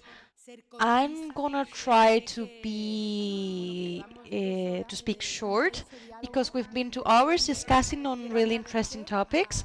First, I'd like to thank my panelists, the ones that have spoken before I'm doing, and thanks of course to FAMSI and ICMPD for this forum, with the aim of elaborating a migration profile of the Gibraltar Strait with 7 municipalities. We have spent 2 years with the pandemics on the middle, and we have been able to control 7 municipalities with schools, universities, and from here I really like to thank the implication of what I'm going to explain you today. That is going to be, as I have said, really brief, but it has been really complex. Why is it interesting to do a migration profile on the strait area? Well, first we need to understand if it's from municipality, from Cádiz, Conil, Puerto Real, and Tarifa, cities that are on the coast of Spain, and municipalities of Mehdi, Huelyauk, on the region of Tangier. All of them cities on the coast, in the front line. It was going to be interesting to have a dialogue to understand the power that it does exist on a local level on the management of migration. This is the question we have set. We know that Gibraltar Strait is one of the more strange, we could say, barriers of the war. We are used to identify the death on the strait. Okay, it's possible. Is it possible to change this narrative? Is it possible that from the closeness of these municipalities to have a chance of think on the management of migration flows, the management of the exceptional things on the strait related to migration? This is the question we have tried to answer. Yes, of course, the Gibraltar Strait is one of the more strange, we could say, borders of the world, but it's one of the spaces where we have more dynamism in an economical, political, or even on a climate level, and needs a space when the mobility is mapped from the touristic point of view, from the migration point of view. There's a mapping of mobilities that is huge. Of course, the profile and our attention was not to reflect on this mapping on mobilities. The thing we have done is to focus from local governments and the alliances that do exist with the associative side on how to protect the right to mobility that is on the 13th article of the Declaration of Human Rights. How can the rights of these people on the move be protected? From all this mobility mapping, we have focused on this issue. And now I just go to share with you the conclusion. The first one is that the local governments, the 7 municipalities I've told you, are responding to all the contradictions that the migratory system generates at a national level, a state level, I mean, whether in Spain or in Africa. The reality of the local tension that these municipalities answer without competences and even sometimes without resources is the same. There's a clear mandate on inclusion. Even social services and also the regulations on Morocco give competencies to inclusion, but does not give competencies on the matter of foreigners. So there's a contradiction that comes in this issue. This is a concern of the 7 municipalities have shared. Other concern is that all the local municipalities say its politic is obsolete, both in Spain and also in Morocco regarding migration. And they are not agile, they are not fast, they are not even multi-dimensional to answer to a labor market that is active and agile. So the municipalities are the ones that are people that are neighbors, but they cannot meet the needs they have with the basic need of housing, for example. The regulation mechanism in both countries is obsolete. In Morocco, the regularization was made, but now is obsolete. Most of the regularized people are not more in Morocco, so it's impossible. If you don't have a seal to enter the country, you don't have a housing card. It's the same in Spain. If you access on an irregular way, you need to have 3 years in order to be able to access, to have like a housing, a kind of housing. So this contradiction is still by local governments of a new foreigners law. Another issue that has been on the 7 local government is the need to improve the multi-level mechanism. They feel abandoned by institutions because local governments are the ones that are responsive to these emergencies. They are the ones that are responding to the humanitarian necessities and the ones that help these neighbors. So in these cities on the border, where sometimes the migratory issue is sometimes on crisis situation due to different reasons,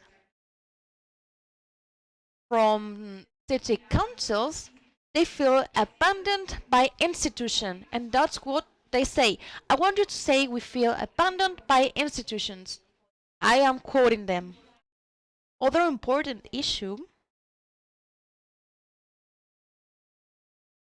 also born from the migration profile is how need was to overcome migration that exists in Gibraltar Strait, where local governments were asking for more alliance and to be more agile and also to have more coordination.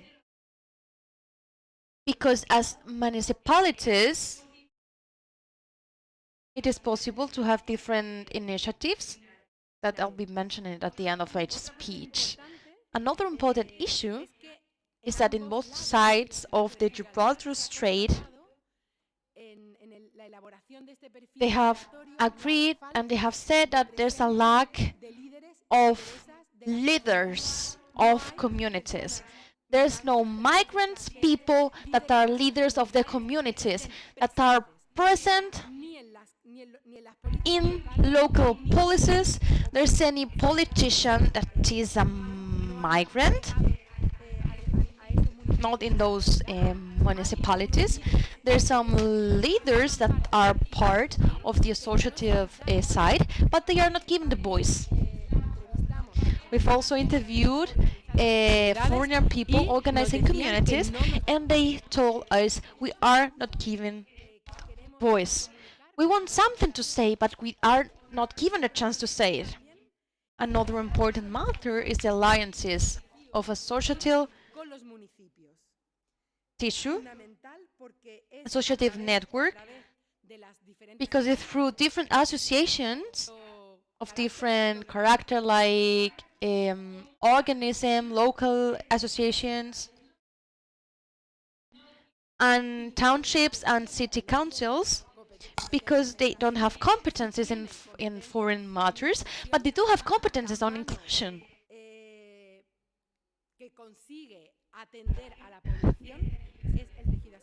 The associative network is the one that helps the people, but the associative network is taking responsibility that belongs to the state. These competences should be in hands of the state, but associations are the ones that are answering to healthcare and not this healthcare system. Associations are working on employment things and not the employment organism. The associations are the ones that are looking for lawyers and not the public service of defense. So it is indeed important to not overload the paper of the associative network without disabling other qualities. And I leave 4 proposals that I found really interesting. 4 proposals of these city councils that do think that the closeness of being in the Gibraltar Strait makes them the chance to do different things. The thing is that if it would be possible not only on the Gibraltar Strait, but to all the cities on the border in the Mediterranean. The first proposal, for me this one is the most interesting one, and it is that more than 30 years ago,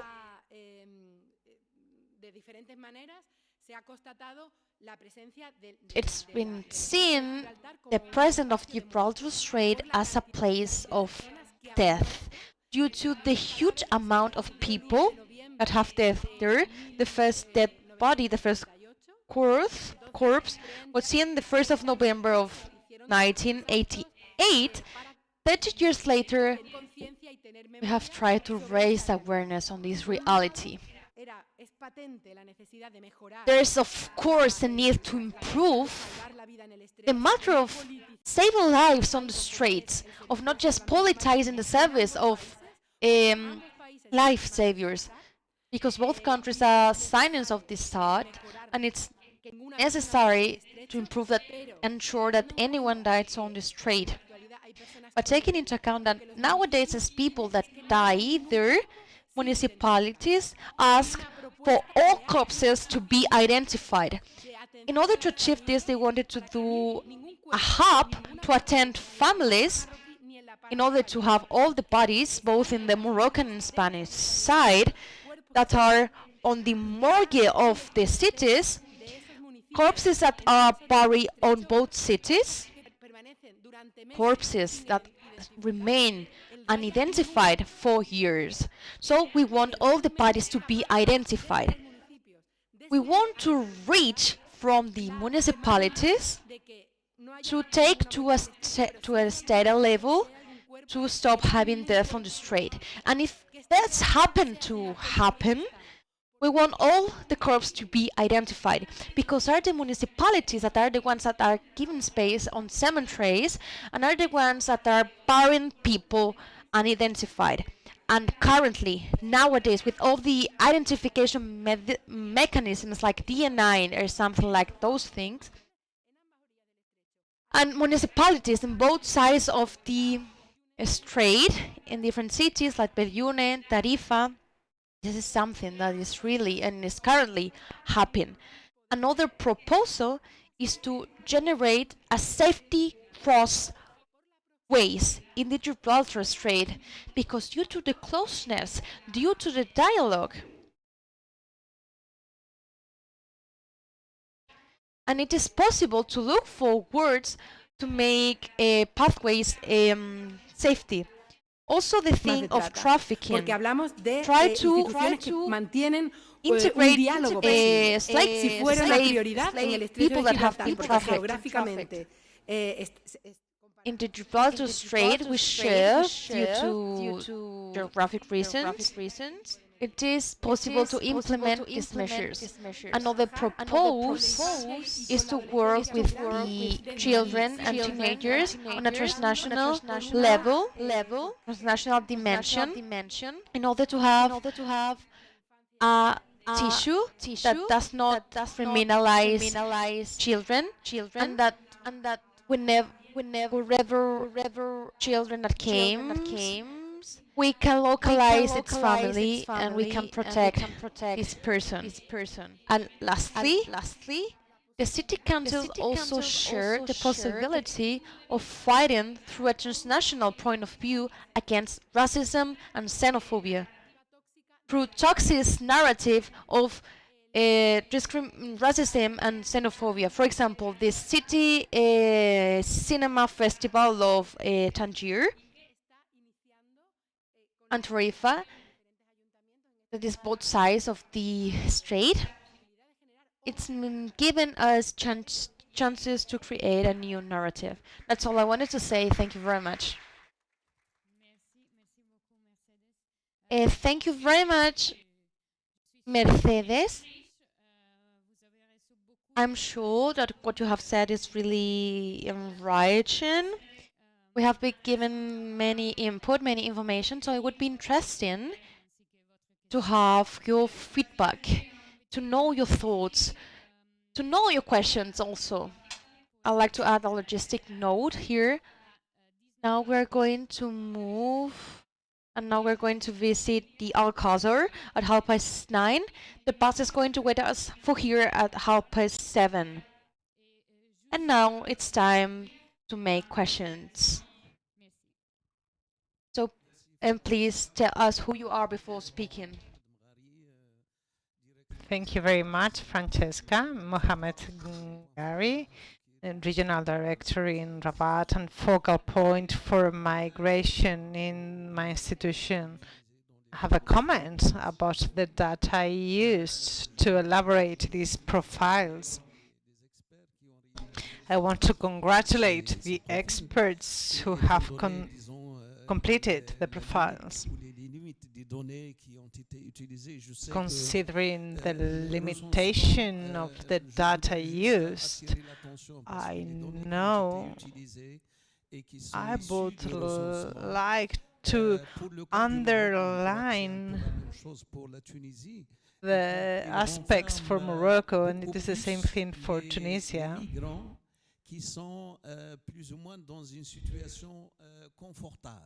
They are they consider more migrants in a comfortable situation, because vulnerable migrants in many occasions are volatile. They do not live in usual housing. They do not have a usual domicile. And Morocco could not count them in its census, because there were 26,000 migrants in the census. And if we only think about sub-Saharan migrants and African migrants, considering also those in a migrant situation, there only with sub-Saharan migrants we have 25,000, so there is some issue with numbers. There is a low rate. They mentioned the fact that in Tunisia they used administrative sources to complete or to support data, census data. And I would like to point out something about Morocco. Have they been able to use administrative data available, the administrative data available, because migrants have been regularized and others are in an irregular situation considering the Moroccan framework? And there are many characteristics and many profiles, many characteristics that could have been used. For example, the request forms for regularization, which are also an important source, and they could have also used intersections or the attempts to migrate, which are available in the Ministry of Internal Affairs. So maybe this would have provided more reliable information. We need to be careful with data in this regard. And when it comes to perspectives, I would like to make sure to local governments, they should be ensured with data, local governments should be ensured with data. The next census is being prepared in Morocco now. I think it is the same situation in Tunisia. It will take place in 2024. We are reflecting about migration. We are thinking whether it is a strategic aspect for Morocco. And we are considering the concerns and needs regarding information, which are welcome in this context, because we have to enrich the aspects that we also always consider in census. We need to consider your needs too, their needs too, even if this entails one more questionnaire to fill in, because the current questionnaire does not include these questions. We cannot too many questions. We cannot use too many questions, but maybe we can do another survey. Another initiative is related to administrative statistics. ACP has recently announced an activity when it comes to the harmonization of administrative procedures, which are very useful at the regional level. There is an harmonization of statistics, which include all the different information systems with different information subsystems. So there is work with national institutions to converge towards a comprehensive information system, considering all these statistics and the statistics from ACP and from other national institutions. Thank you very much. Thank you very much. It is always good to have a platform to share the needs of entities and the needs of resources and the support of national entities. Now I give the floor to Shiraz. Merci, Francesca. Thank you, Francesca. My name is Shiraz Garcia. I work as a project manager in UN Habitat in Tunisia. I studied architecture and urban planning, and I would like to provide an example about this study conducted in La Marsa within the MC2CM project. It was a short thing. It was a couple of months during the pandemic. It was a challenge, but I would like to speak about it. I would like to speak about what we did. We wanted to reinforce the situation in La Marsans with migrant populations and to improve the management of the different spaces hosting these migrants. We wanted to take into consideration new migrants from a social perspective. We wanted to take them into consideration to plan for the urban planning of the city. We have used art as a vector. Art transforms cities. We have tried to create an action to make young people from Tunisia and young migrants so that they could interact. Sometimes it is hard to achieve interactions of different populations, but it is possible. The challenge is how to make it sustainable. So we have tried to undergo a process. We have identified young migrants through different associations that participated with these young people, and we organized a show with migrant young people and with Tunisian young people. And we have done this twice, and all these young people are asking for us to repeat it in other cities of Tunisia, in other spaces. But because sometimes we forget about these things, and this is the role of municipalities. This is interesting. We have to reinforce the existence of these spaces in cities in order to allow the integration of these young migrants who are invisible in many occasions or who do not have access to these arenas for exchanging. So I ask you to make this action sustainable. We recorded videos showing the process and the show. It was implemented with a Tunisian association which is specialized in action with migrants. There were other stakeholders from Tunisia and from Sub-Saharan Africa which were involved in this project. How to make these exchanges more sustainable?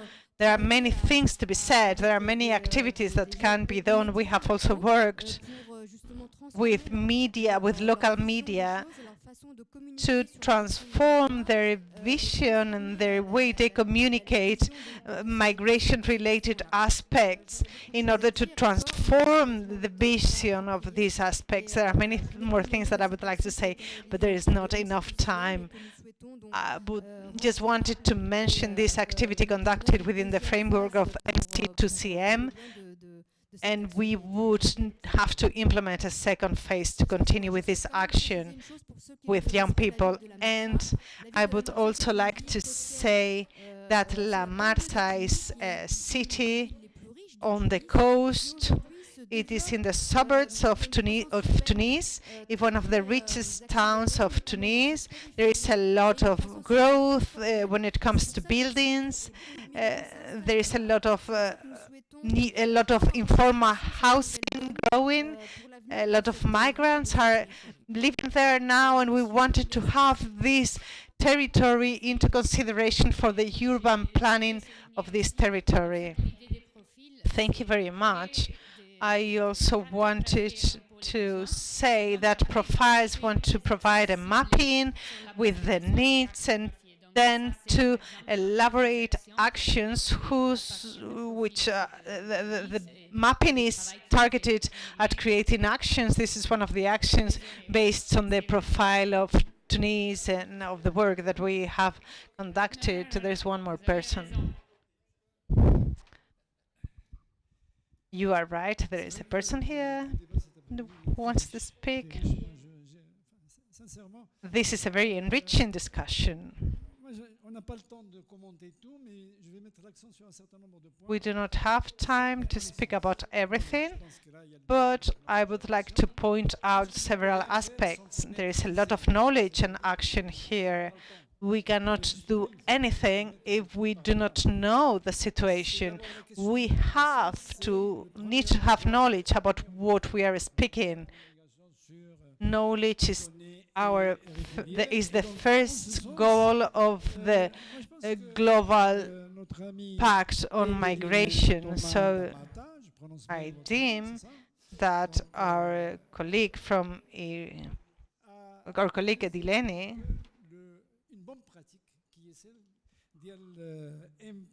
has mentioned the good practices of these pre-registration things. This could be applied in Tunisia, in Morocco, or in any city council.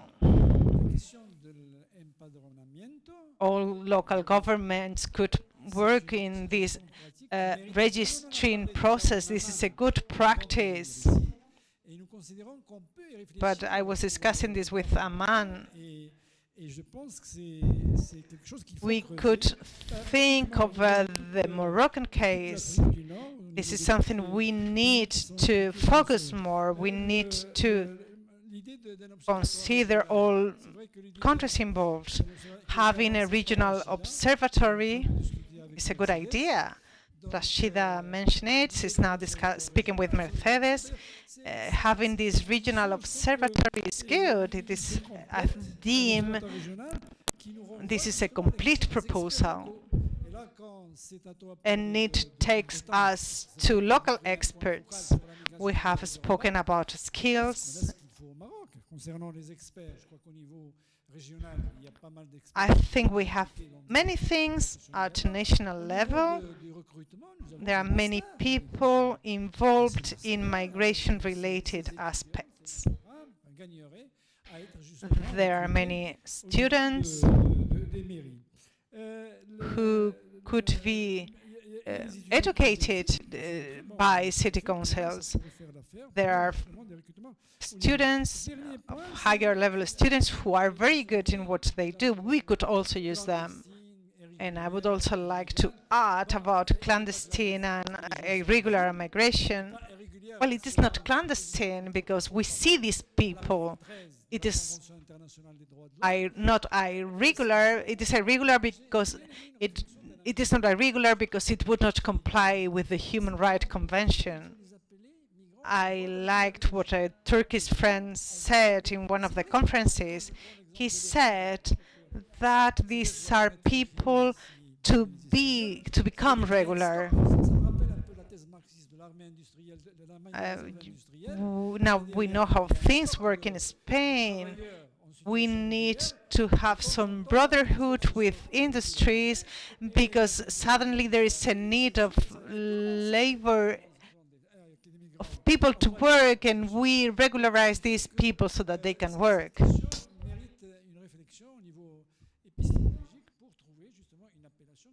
And this is one of the aspects we need to think over.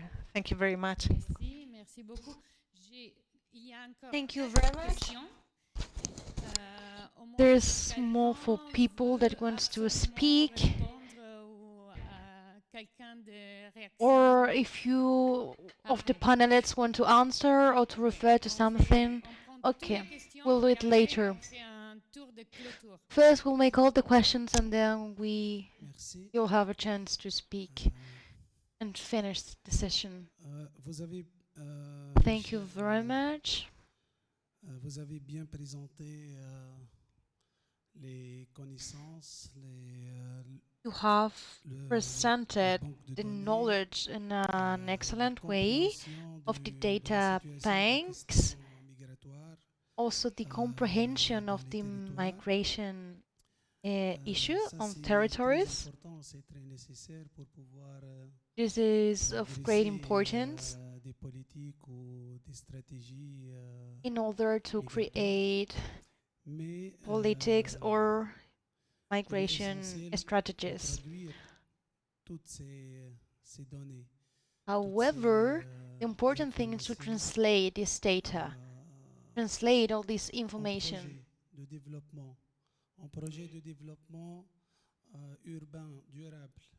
That are currently developing a sustainable urban development, create public sites, or create a Pacific social life that is also inclusive. The question here is how cities can do these projects and integrate them on planification and also on the programmation of sustainable development projects. Thank you very much. Thank you.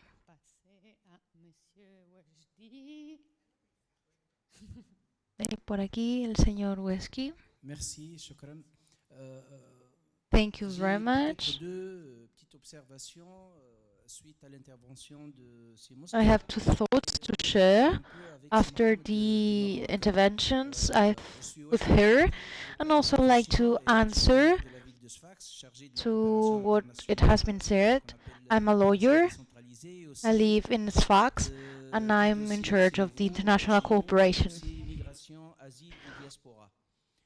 Also, I am in charge of the report on the diasporas. That is something new. So I like to say the work the experts have carried. You said that you have to rely on statistics in SFAX. We have done many things. There's a law framework, but we have fair at two different points. The experts work at SFAX is one of them. We have failed here to gather data from administrations.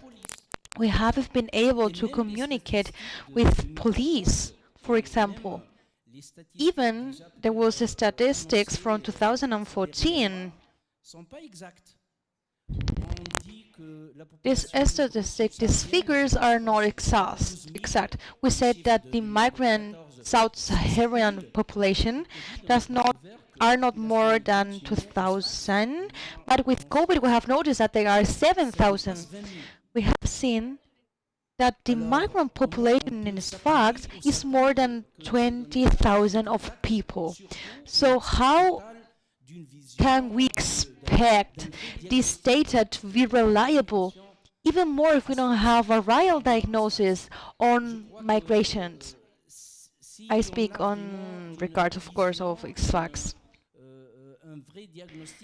If we have a point of view and an adequate diagnosis on the migration issue on our countries, the local powers can act. Otherwise, in other conditions and other circumstances, but the current thing is to minimize it and act in order to find good solutions. But this is farther away. Even when we speak about integration, sometimes it is not good. We manage a situation from a distance and without thinking on the state. It is the Tunisian case, and I hope it changes.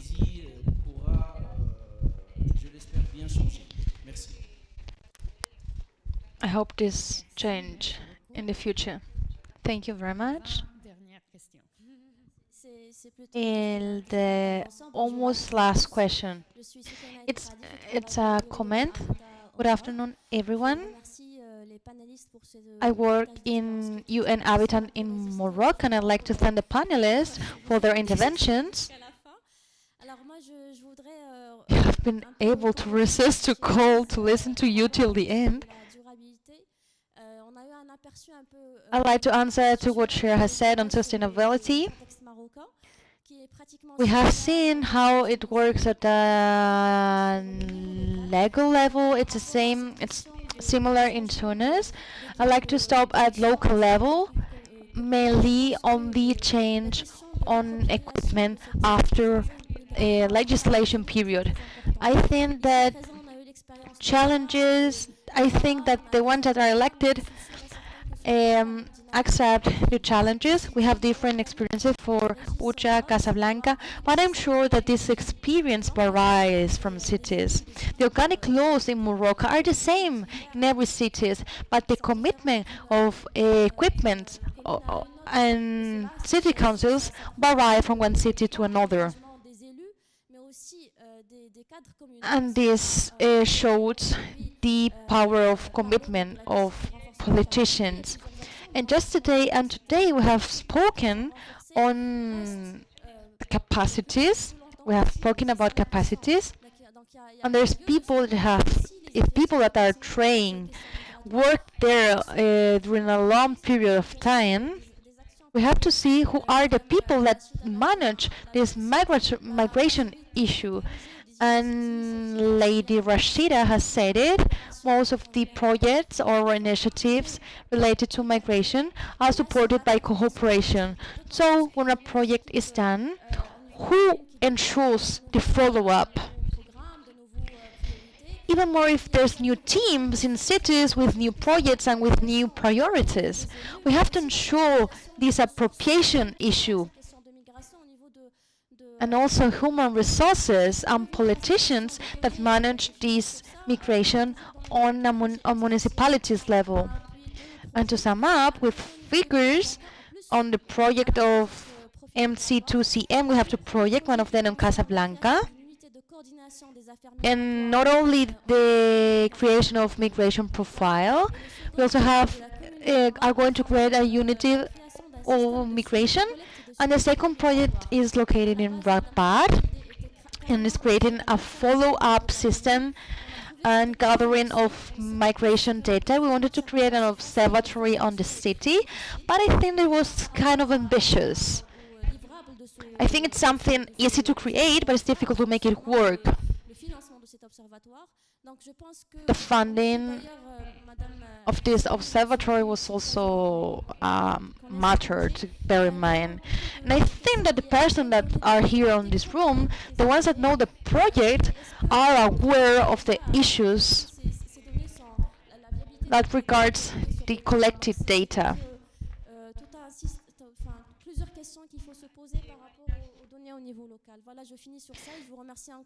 We have to make ourselves at a local level some questions. That's the last thing I wanted to say. Thank you very much for your interventions.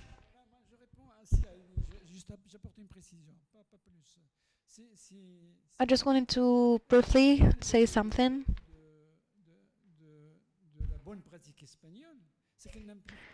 The interest of good practices in Spain, it doesn't imply police.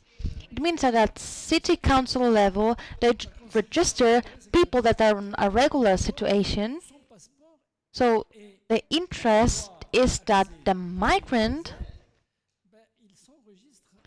can add their data and to have access to help, they register in the city town hall. That's why that's a good practice. Because the fear of police doesn't exist.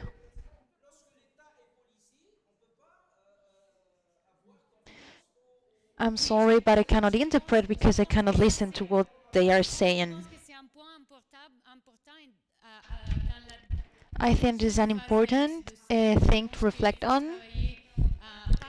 On the next phase and the next stage of the project, I think we should share Spanish experience to see and realize how they have created this confidence on local authorities to be able to have this data.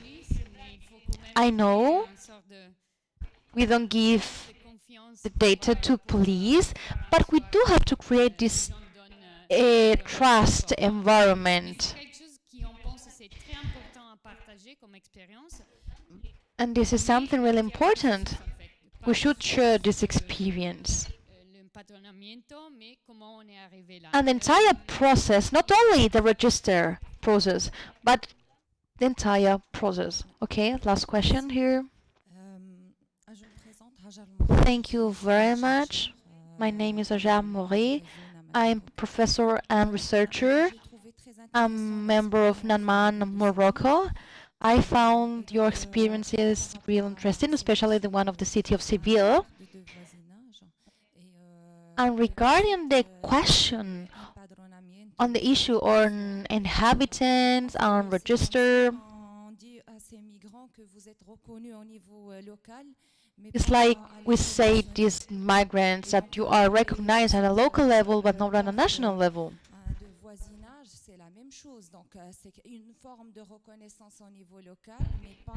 And this neighbor card is the same. It's only at a local level but not at a national level. So at any time, if there is an expulsion campaign, they would be expulsed. It doesn't care if they are locally registered or not. And the question I would like to ask is about this neighborhood card. Does this card help migrants to have a resident permit? There's a long time that there's no regulation campaigns in Spain, but in case of needs, they always need migrants in Spain. Does this card help and justify and help migrants to have papers? Because maybe if they ask the help of a lawyer and they ask to have the resident permit, would this neighborhood card help them to have the residence permit? And another thing I'd like to say is that we could take into account the cooperation with the African Observatory on Migrations about and also the observatory to gather the data. And here we'd like to think on the data at the regional level. Okay, let's ask the last question, and then the panelists will be given the word to speak, to know their reactions.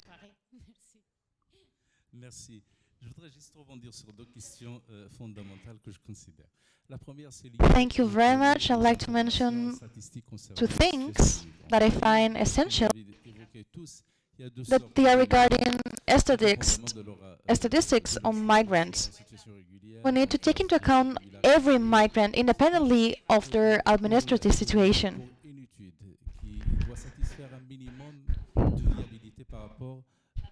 For a study that may be reliable, because it is going to be published, there's need to establish the reference and the sources of the data in order to make it reliable. I have worked on writing the migratory profile of the Oujda city, Oujda municipality, and I know and I'm aware of all the efforts that have been made in order to ensure they are reliable papers. However, I have realized that there's some mobility categories in which we don't have much data. There's some NGOs that offers data, but this data is not reliable because they are not well different. There should be a tool that are recognized by organisms and observatories. In Spain, I think there's something new. Well, I'm not sure. What the colleague has explained about register. But in the case of Morocco, this is something that is not possible because they don't belong to local governments. We should reflect on this, thinking on the future, but thinking on the law 1314 that we have to apply in our country. Right now, it wouldn't be possible to apply this example. That's Seville. It's interesting to reflect on this, but on the framework of a new perspective, a new strategy of migration on Morocco, de la territorialisation. Comment, c'est la question qu'on se pose sur le Maroc. There's this issue of territoriality. How should we apply this in Morocco? 10 years later, 10 years later of having applied this migration law. Okay, now I give the floor to panelists. Thank you very much. Right now I'm going to give the floor to every panelist here on stage, for them to have a chance to answer what you have, your thoughts. You will have 2 minutes. Thank you very much, Francesca. Thank you very much for moderating this session. A really enlightening one. Thank you, all the panelists and all the participants here. For me, it's been a pleasure being here. Thank you to all the people here in this room for all the thoughts that have been shared. I'm going to answer 2 of them. Regarding how can local authorities include migratory approach on the project, on their sustainable development approach. Based on Moroccan experience, although this competence does not only belong to local authorities, these local authorities do indeed can make initiatives to help migrants that are in a regular situation. So, in this sense, they don't discriminate, taking into account their profile. And in this framework, we have created different projects aiming for democracy, aiming for a democratic process to include this category of citizens. Thank you very much to the college for migrants in regularization process. This is something we should raise awareness of. We should sensibilize the civil society for them to integrate this problem on their different sustainable development projects. The second answer relates to the observatory question and the thing on data. I'm pleased to have in here the representative of CP that tells us that this information and statistics are available. And I can say I can respond not in relation to local authority, but in relation to scientific research. The more scientific research we have in this sense, in the framework of this observatory, the prouder we would feel with the resources we have in our hands. I am really happy to know that this structure does exist in our region. And it is true that maybe it can be a source, a way of cooperation after this meeting here. The possibility of create an observatory in our region, in our territory. To sum up, regarding civil society, it is true that it has developed a role that does not replace local authorities, but go with them hand to hand to offer services taking migrants into account. We should capitalize on things that civil society offer us. Thank you very much. I'm going to answer the thing that this professor have said about register. In the foreigner law in Spain, there's a chance to have one person that it is on a regular administrative situation, but a person that is able to teach that she has right to have a regulation via, which is if after 3 years living in Spain you have a job, this door to access is open. And the way to prove it is through register. This is a tool to access to rights. Regarding data protection law, it let us share this data from city councils to police. The data protection law let city councils share this data with police. Right now, it is forbidden. It is true that there's political parties that on their program try to permit this data exchange. To sum up, I'd like to share something that happened to me in Morocco. I used to live in Tangier. Actually got vaccinated against COVID-19 there. I used my national card. I was given an identity number, which is a number that everyone that have not identity card are given in order to be able to vaccinate. So every foreign people that live in Morocco could have a chance to have a number in order to get our COVID-19 certificate. And that made me think that when we talk about common interests, if there's really an interest from the state or of the common society, in Morocco, every person was vaccinated. Everyone was given a number in order to have this COVID certificate, which is at the end an administrative paper. So it all depends on the politics aim. There's the aim to understand what neighbors need, and if we have the power to give them, we can determine what is needed to make policies. I don't talk about irregularities because there should be a mechanism that is automatic to get a residence permit. In France, Spain, in Italy, they are at the end mechanisms that are really unbalanced at a political level. But opening the door to a real process that is also effective to get residence permissions is something positive, and that is always going to be an advantage for everyone in the society.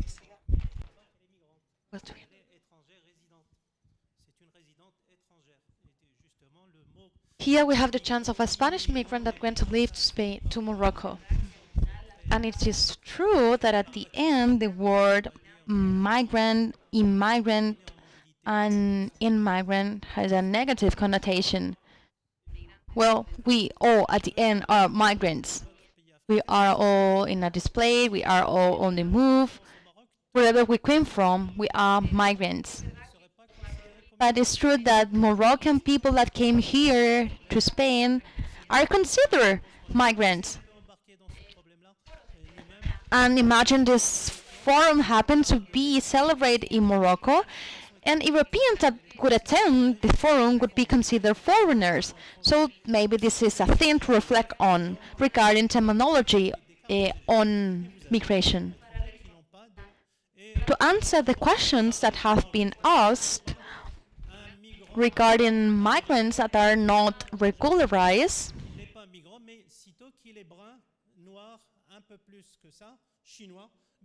it is true that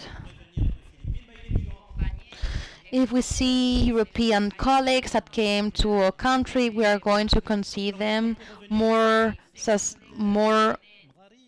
They are going to have an easier way to adapt, and that was not going to be the case if they were going to be South Saharan people. Our colleague does not represent ACP, as you have said. He represents Naman. And I'm going to take advantage of their presence here. Also, that there are people here that represent the Statistics department on Tunisia, because we have established departments on statistics to answer to these questions and to be able to create this data. Because this issue sometimes not only talks about entire country, but they refer to cities, maybe big cities. And this is what led us and give us the chance to address some issues related to cities. I've been asked what are the needs of cities. regarding the services, the offering of services, it is not possible to establish public politician on all statistics. They should be updated.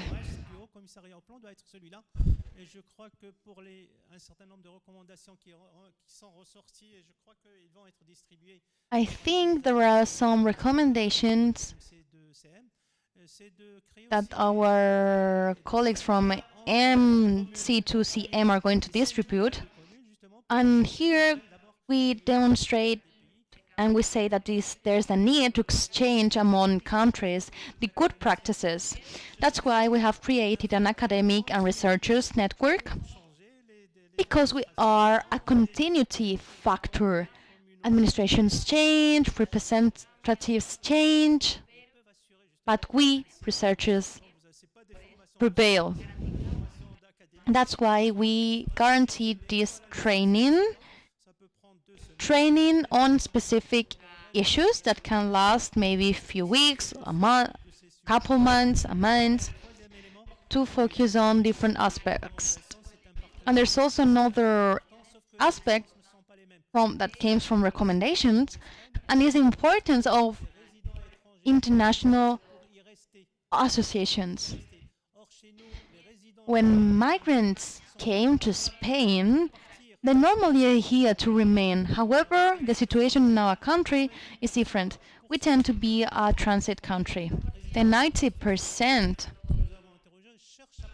of foreigners that live in our country and that are in irregular situations, they tend to continue to the pathway.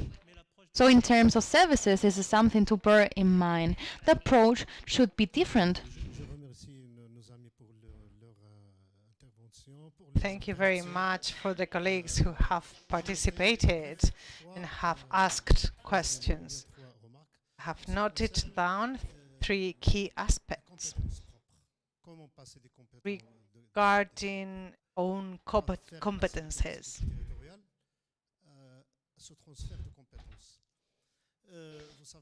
How to communicate competencies among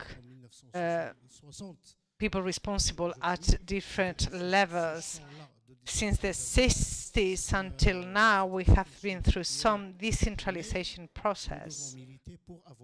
It's a very slow process, but we should work on these competencies within municipalities.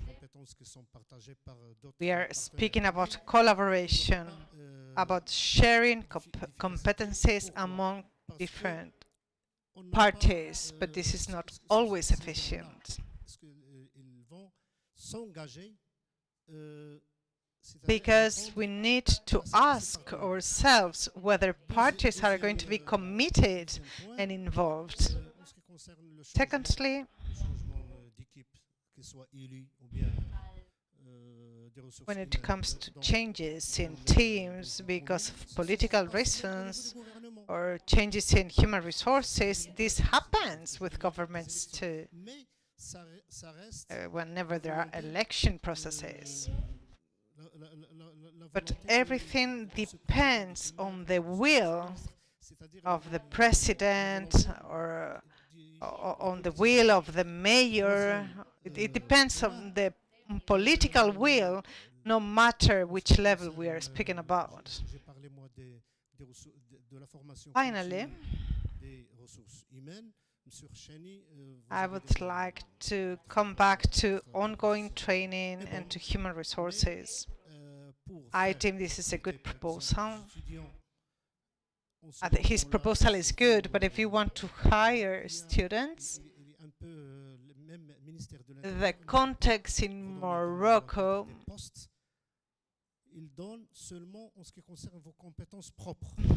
speaks. It is not easy to hire students, migrant students, because of the context, because there are different causes, different reasons.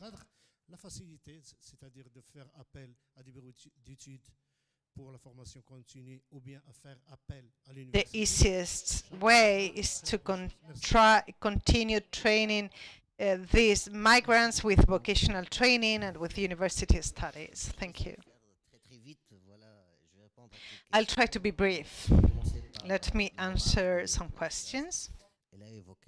Beginning with Miss Sirath, who spoke about duration. This is very important.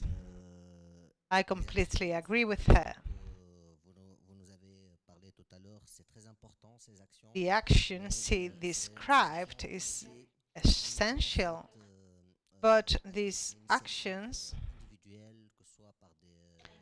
are limited to individual actions through civil society organizations or through other bodies. In order to give duration to these actions, we should use multiple agents. How can cities integrate the notion of migration? Within the last seminar organized at the end of last month, we also discussed how to integrate this variable within local governance, because this is a cross-cutting aspect that has an impact on local development, on human rights, on social inclusion.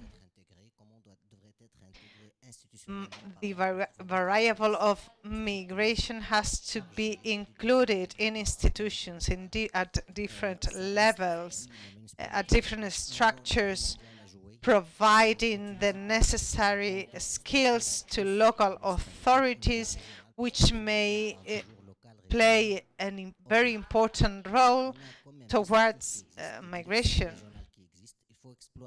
We have regional structures,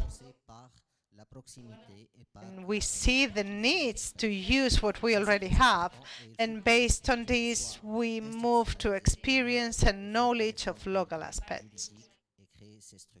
To make these institutions institutional, we need a legal framework that allows us to provide durability to these initiatives, but we need a participatory process to do this, including migrants.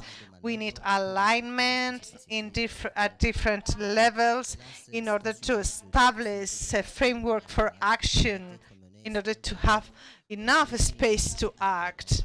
And to do this, we need dialogue with a lot of different stakeholders at an horizontal level in order to establish structures and guarantee continuity in time. Tunisia is in the process of doing this little by little. It has a slow pace. We have worked on this over the past 10 years. It is slow, we speak a lot, and maybe we are not acting as fast as we should.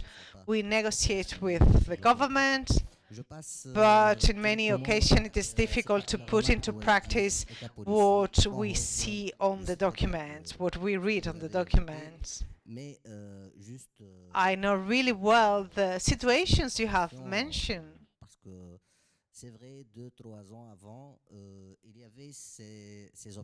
And it is true that 2 or 3 years ago, this barrier to access training was even a stronger burden due to the regulations of our Ministry of Internal Affairs.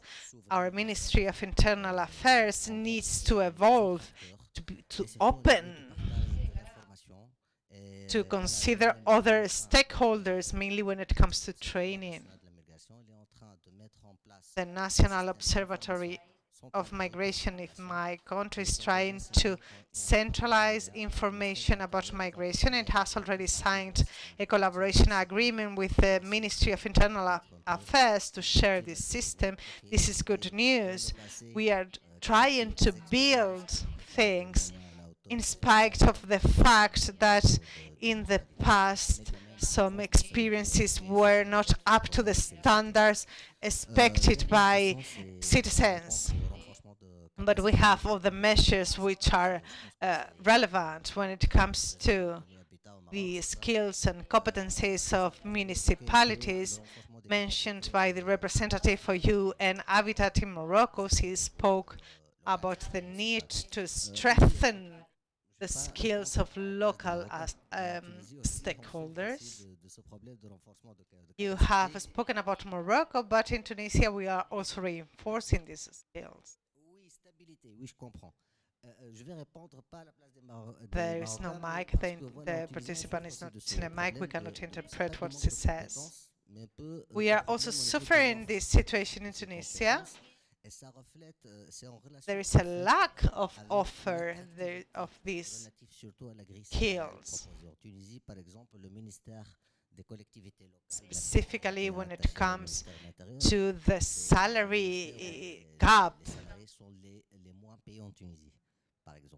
the wage gap, the salary gap. The salaries are established by ministries, and when it comes to urban planning, my country,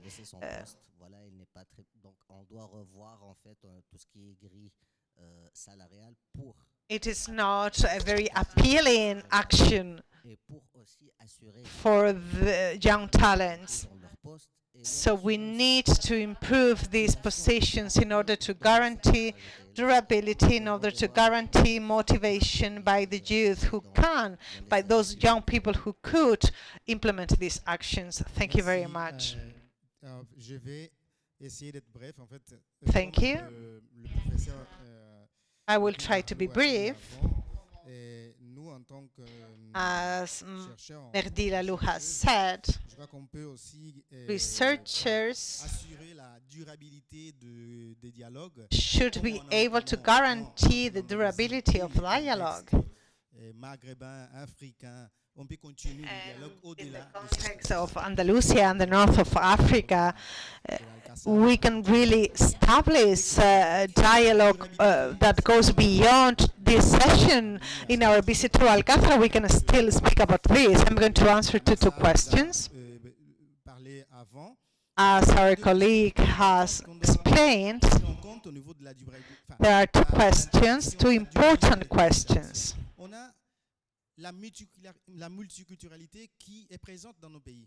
One is the duration of activities. First, we need to consider the multicultural aspects of our countries.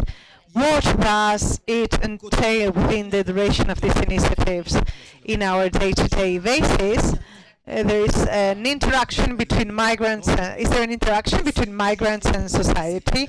Multiculturality in countries does not necessarily mean that the migrant population occupies the same spaces as the local population. We need to foster arenas for interaction. I studied in Morocco, but it does not mean that I had Moroccan friends. I was actively seeking to have Moroccan friends. So we really have to make an effort to be present in arenas of coexistence between local population and migrant population. The second question is also important because we want durability for these projects. But within a context of a structural discrimination in countries, we need to acknowledge this structural discrimination. Otherwise, we will not be able to create these arenas for development. And to answer to the question of my colleague about the neighborhood card, about the registration in the municipality, this neighborhood card does not provide access to the residence card because based on the law on foreigners, which is now in the process of reformation, there are new legal formulae which might or not allow access to residence through having this citizen card, which is also linked to being root you may have access to citizenship if you have been living in Spain for 3 years, or if you have worked for 2 years. This might be the situation in the future, but currently we are not allowed to have access to citizenship through the neighborhood card, but it allows the person to feel part of the city where they live in.